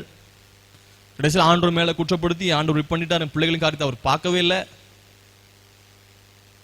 இப்படி ஒரு ஞானமே இல்லாத காரியத்தை செஞ்சுட்டு இன்னைக்கு ஊழியரையும் குடும்ப நபர்களையும் ஆண்டவரையும் இன்னைக்கு குறை சொல்லி கொண்டிருக்கிறோம். சரி, எப்படியோ கட்டிட்டீங்க. இரண்டாவது கேள்வி, நிலைநிறுத்தப்பட்டிருக்கிறதா வீடு? ஏன் இழந்தீங்க? ஏன் போச்சு? ஏன் பிரச்சனை? ஏன் டைவர்ஸ்? ஏன் சிதைவு? விவேகத்தினால் நிலைநிறுத்தப்படவில்லை. விவேகம் சொல்லுவாங்களே, வேகம் அவசியம் இல்லை, விவேகம் அவசியம் என்பாங்க. விவேகம், வேகம் இல்ல, விவேகம். அவசரப்பட்டு, வேகம் என்றால் அவசரப்பட்டு, துரிதமாய், ஆரம்பத்தில் துரிதமாய் கிடைத்த ஆசீர்வாத முடிவில் அங்கீகாரம் பெறாது. அதுக்கு ஒரு நேரம் இருக்குது. விவேகம் ஆங்கிலத்தில் எப்படி போடுதுன்னா அண்டர்ஸ்டாண்டிங், புரிந்து கொள்ளுதல்.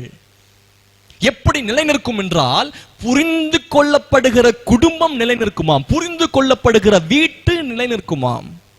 It is not easy to understand everything. Especially it is not easy to understand the heart of the human people. It is so deep.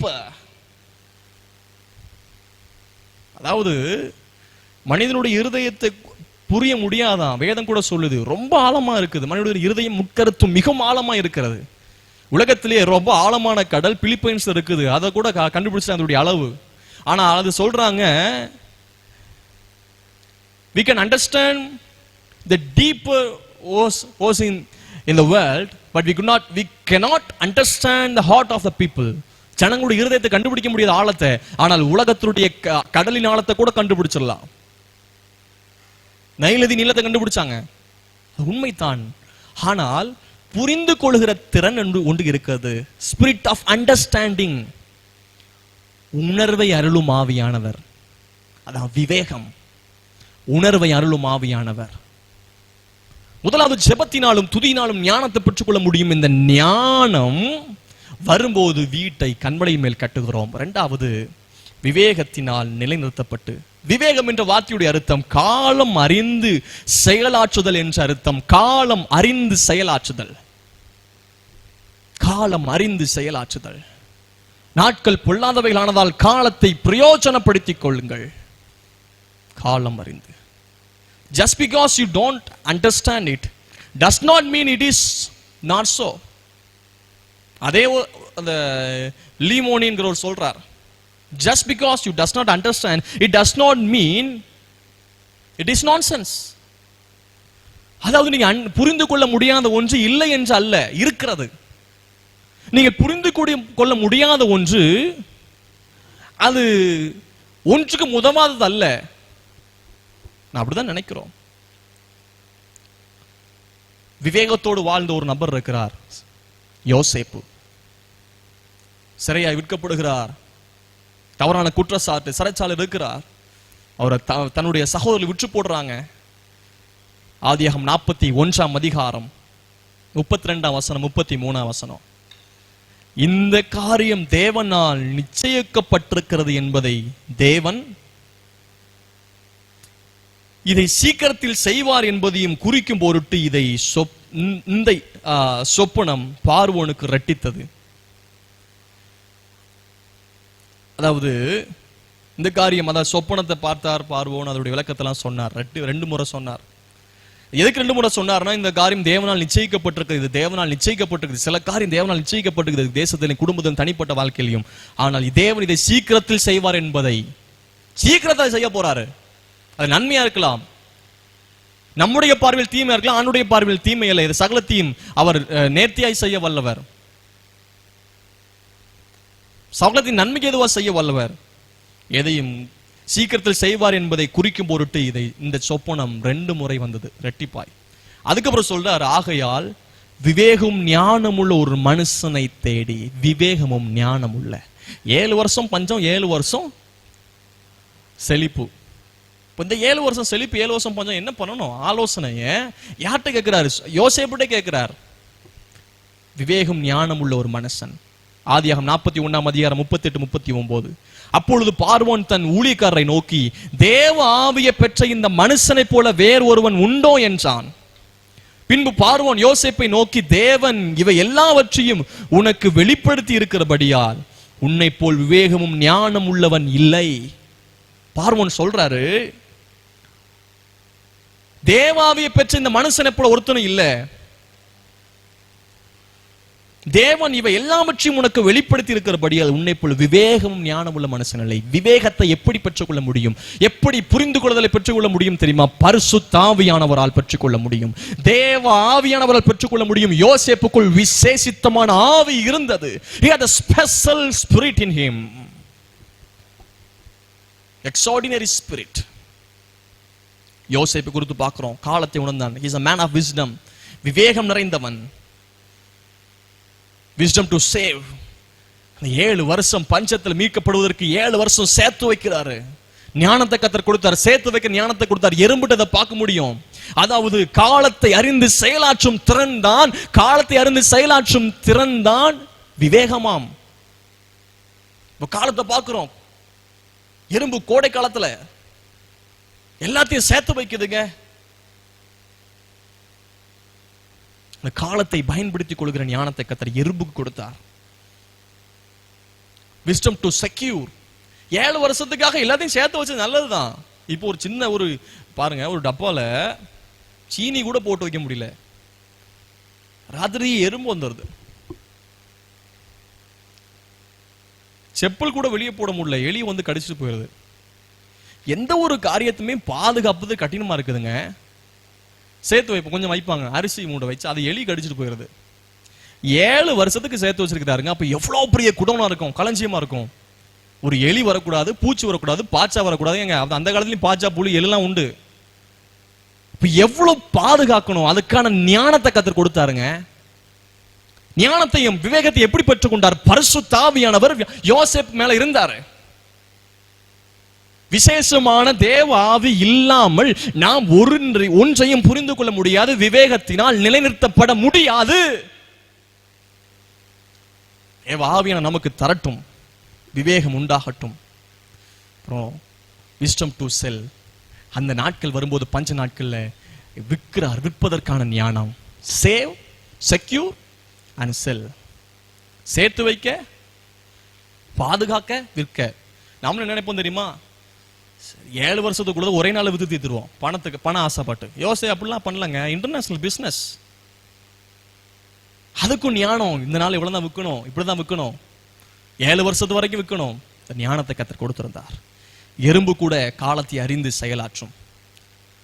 எறும்பு குறித்து பார்க்கும்போது ants teaches lesson about performance, செயல்திறனை குறித்து பார்க்க முடியும்.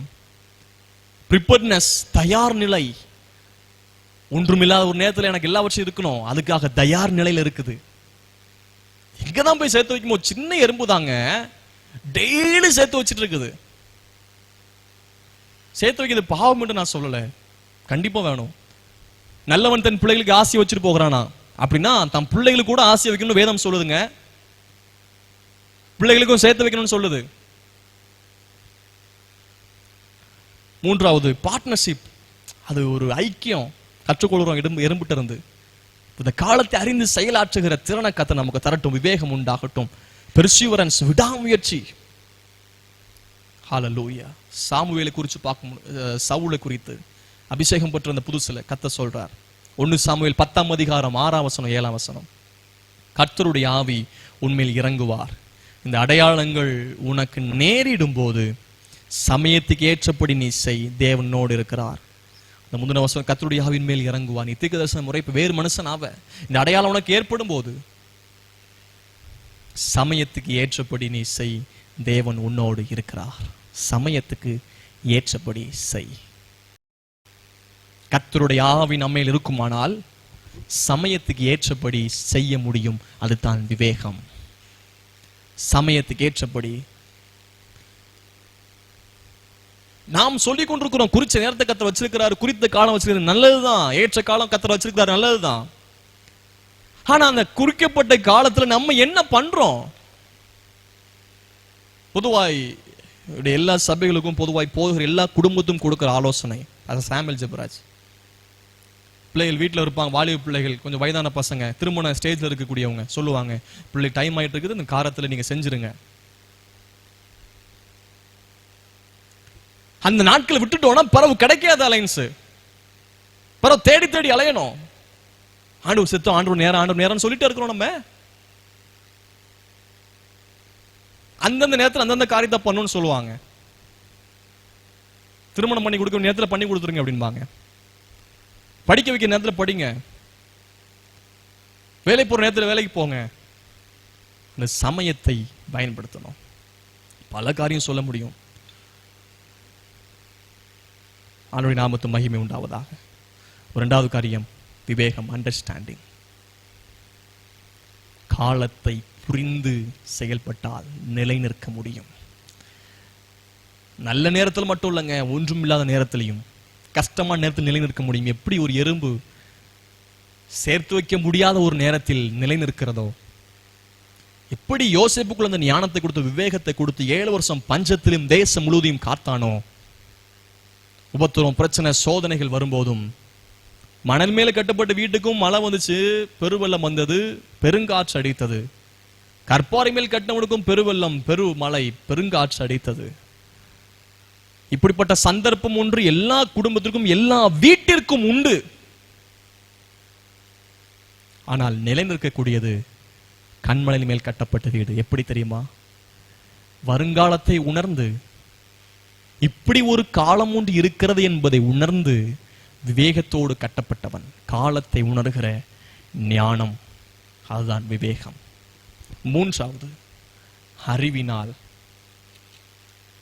அறிவினாலே அறைகளில் அருமையும் இனிமையுமான சகலவித பொருட்களும் நிறைந்திருக்கும். அருமையும் இனிமையுமான பொருட்கள். வீடு கட்டின உடனே சோஃபா, டேபிள், சேர், கட்டில், பீரோல் எல்லாம் வாங்கி வைக்கிறோம்.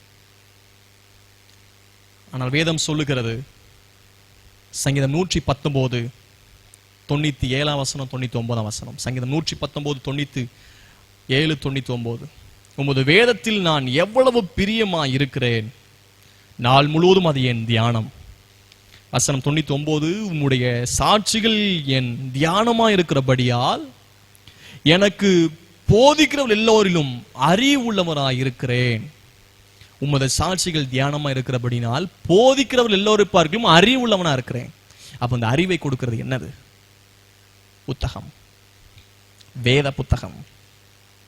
இந்த அறிவு நமக்குள் வரும்போது, வேத அறிவு, இந்த தியானத்தினால் வருகிற அறிவு நமக்குள் வரும்போது வீடு நிரப்பப்படும் சகலவித பொருட்களினால், இனிமையான பொருட்களினால். இனிமையான பொருட்களினால் ஆவியின் கனி, அன்பு, சந்தோஷம், சமாதானம், நற்கிரியை, நற்குணம், சாந்தம், விசுவாசம், இச்சையடக்கம். குடும்பம் நிரப்பப்படுவதாக. 3 காரியம் நான் உங்களோடு கூட சொன்னேன். House construction and house decoration. குடும்பத்தின் கட்டமைப்பும் குடும்பத்தின் அலங்காரமும். குடும்பத்தின் கட்டமைப்பு எங்க இருக்கிறது? குடும்பத்தின் அலங்காரம் எங்க இருக்கிறது? விவேக ஞானத்தினால் வீடு கட்டப்படணும். கட்டப்பட்ட வீடாக இருக்க வேண்டும். 2வது, விவேகத்தினால் நிலைநிறுத்தப்படணும். நிலைநிறுத்தப்பட்ட வீடாக இருக்க வேண்டும். சில காரியம் வந்துட்டு உடைஞ்சு போய், சோர்ந்து போய், புரண்டு போய் அப்படிப்பட்ட அல்ல. காற்றடித்தாலும், பெருவெள்ளம் வந்தாலும், பெருமழை வந்தாலும் கண்மலையின் மேல் உறுதியாய் நிற்கத்தக்க வீடாய், விவேகத்தினால் நிலைநிறுத்தப்பட்ட வீடாய் மாறட்டும். 3வது, அறிவினால், சகலவித பொருட்களினால், இனிமையான பொருட்களினால் வீடு நிறையப்பட்டிருக்கட்டும். அம்மா பரிமள தைலத்தை உடைத்து இயேசுவின் பாதத்தில் ஊற்று சிரசின் மகினால் துடைத்தாங்க. அந்த வீடு முழுவதும் பரிமள தைலத்தில் நிறைந்திருந்தது. நம்முடைய வீடு ஆண்டவர் இயேசு கிறிஸ்துவின் பாதத்தில் இருந்து ஜெபிக்கும் போது, துதிக்கும் போது, நம் அவரிடத்தில் பணியும் போது நம்முடைய வீடு முழுவதும் வாசனை திரவியம் போன்று தேவனுடைய பரிசுத்த சமூகத்தால் நிரப்பப்படுவதாக. மிக முக்கியமாய் பெந்தைகோஸ்து நாளில் அவங்க மேல் விட்டு ஜெபிக்கும் போது வீடு முழுவதும் பரிசுத்த ஆவியானவரால் நிரப்பப்பட்டது. தேவாவியான நிரப்பப்பட்ட வீடு அவர்கள் இருந்த வீடு முழுவதையும் நிரப்பிற்று என்று பார்க்கிறோம். உங்கள் குடும்பம் தேவாவியான ஆளுகைக்குள் வருவதாக. உங்கள் ஒவ்வொரு தனிநபரும் வீடு தான் தேவனுடைய ஆளுகைக்குள் வர வேண்டும், நிரப்பப்பட வேண்டும், நிரப்பப்பட்ட பாத்திரமாய் மாறணும். 3 காரியம்: கட்டப்பட வேண்டும், 2வது நிலைநிறுத்தப்பட வேண்டும், 3வது நிறையப்பட்டிருக்க வேண்டும். இந்த 3 காரியத்தை பெறுவது எப்படி? ஞானத்தை பெறுவதற்கு தேவ சமூகத்தில் துதிங்க, ஜெபிங்க. ஜெபித்தால் ஞானம் கிடைக்கும். கர்த்தருக்கு பயந்தால் ஞானம் கிடைக்கும். 2வது, விவேகத்தை எப்படி பெற்றுக்கொள்ள முடியும்? பரிசுத்த ஆவியானவர் யோசேப்புக்குள் இருந்தார். அன்றைக்கு சவுலுக்குள் தேவ ஆவியானவர் இருந்தார். சமயத்துக்கு ஏற்றபடி செய்வதற்கு தேவன் கூட இருந்தார். 3வது, நிறையப்பட்டிருப்பதற்கு அறிவு. இந்த அறிவை பெறுவதற்கு தியானம். சாட்சிகளின் தியானமா இருக்கிறபடியால் எனக்கு போதிக்கிறவர்களை பார்க்கிலும் தேவன் அறிவுள்ளவனா மாற்றிருக்கிறார். தேவநாமத்து மகிமை உண்டாகட்டும். வீடு எப்படிப்பட்ட வீடா இருக்குது? கொஞ்சம் யோசிச்சு பாருங்க. எப்படிப்பட்ட வீடா இருக்கிறது? கண்மலை மேல் கட்டப்பட்ட வீடாய் மாறட்டும். குளிமுசலே கண்மலையின் மேல் சத்துவமற்ற சென்று அதுவே தோண்டி கட்டும் என்று சொன்னால், ஏன் நாம் அவர்களை பார்க்கும் விசேஷித்தமான அல்லவா ஆண்டவர் சொல்றாரே. தேவன் உங்களை ஆசீர்வதிப்பார். ஜெபிக்கலாம் கண்களை மூடி. ஹல்லேலூயா, ஹல்லேலூயா, ஹல்லேலூயா. உங்களுக்காக நான் ஜெபிக்கிறேன். நீங்கள் ஜெபம் பண்ணுங்க. ஆண்டவரே, என் வீடு கட்டப்படட்டும், எங்கள் குடும்பம் கட்டப்படட்டும், பிள்ளைகள் கட்டப்படட்டும். நாங்கள் நிலைநிறுத்தப்பட வேண்டும் ஆண்டவரே. எந்த ஒரு காரியம் வந்தாலும் அசையாமல் நிலைநிற்க கர்த்தர் கிருபை தாரும். ஹல்லேலூயா. அன்பு பரலோக பிதாவே, இயேசுவின் நாமத்தில் ஜெபிக்கிறேன். கிருபையான நேரத்திற்காக ஸ்தோத்திரம். கர்த்தர் பேசின வார்த்தைகளுக்காக ஸ்தோத்திரம். வீடு கட்டப்படட்டும், வீடு நிலைநிறுத்தப்படுவதாக, வீடு நிரப்பப்படுவதாக என்று சொல்லி ஜெபிக்கிறேன். ஆண்டவரே, ஞானம், அறிவு, விவேகத்தை கர்த்தர் கொடுத்து நிரப்புவீராக. இந்த வார்த்தை கேட்ட ஒவ்வொரு குடும்பங்களும் தேவனுடைய அனுக்கிரகத்தால் நிறையப்பட்டிருக்கட்டும் என்று சொல்லி ஜெபிக்கிறேன். எல்லா வாதை கர்த்தர் விளக்குவீராக. நீதிமானுடைய கூடத்தில் ரட்சிப்பின் கம்பீர சத்தம் உண்டு என்று சொல்லி பார்க்கிறோம். ஆண்டவரே, தேவன் வந்து வாசமிடுகிற வீடா இது மாறட்டும் என்று சொல்லி ஜெபிக்கிறேன். கிருபையின் கரங்களை அர்ப்பணிக்கிற இந்த வாரத்தில் பிறந்த நாள், திருமண நாள் காணுகிற ஒவ்வொருவரையும் கர்த்தர் ஆசீர்வதிப்பீராக. தேவ சமூகம், தேவ கிருபை கூட இருக்க போறதுக்காக ஸ்தோத்திரம். கர்த்தர் மாத்திரம் ஆளுகை செய்யும். உடைய சமூகத்தில் அர்ப்பணிக்கிறோம். எங்கள் ஜெபத்தை கர்த்தர் கேட்டதற்காய் ஸ்தோத்திரம். மீட்பர் இயேசுவின் நாமத்தில் ஜெபிக்கிறோம் நல்ல பிதாவே.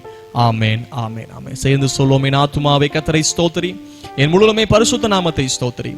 என் ஆத்துமாவே கர்த்தரை ஸ்தோத்திரி, கர்த்தர் செய்த சகல உபகாரங்கள் மறவாதே. ஆமென், ஆமென், ஆமென். Praise the Lord. God bless you. God be with you. Thank you.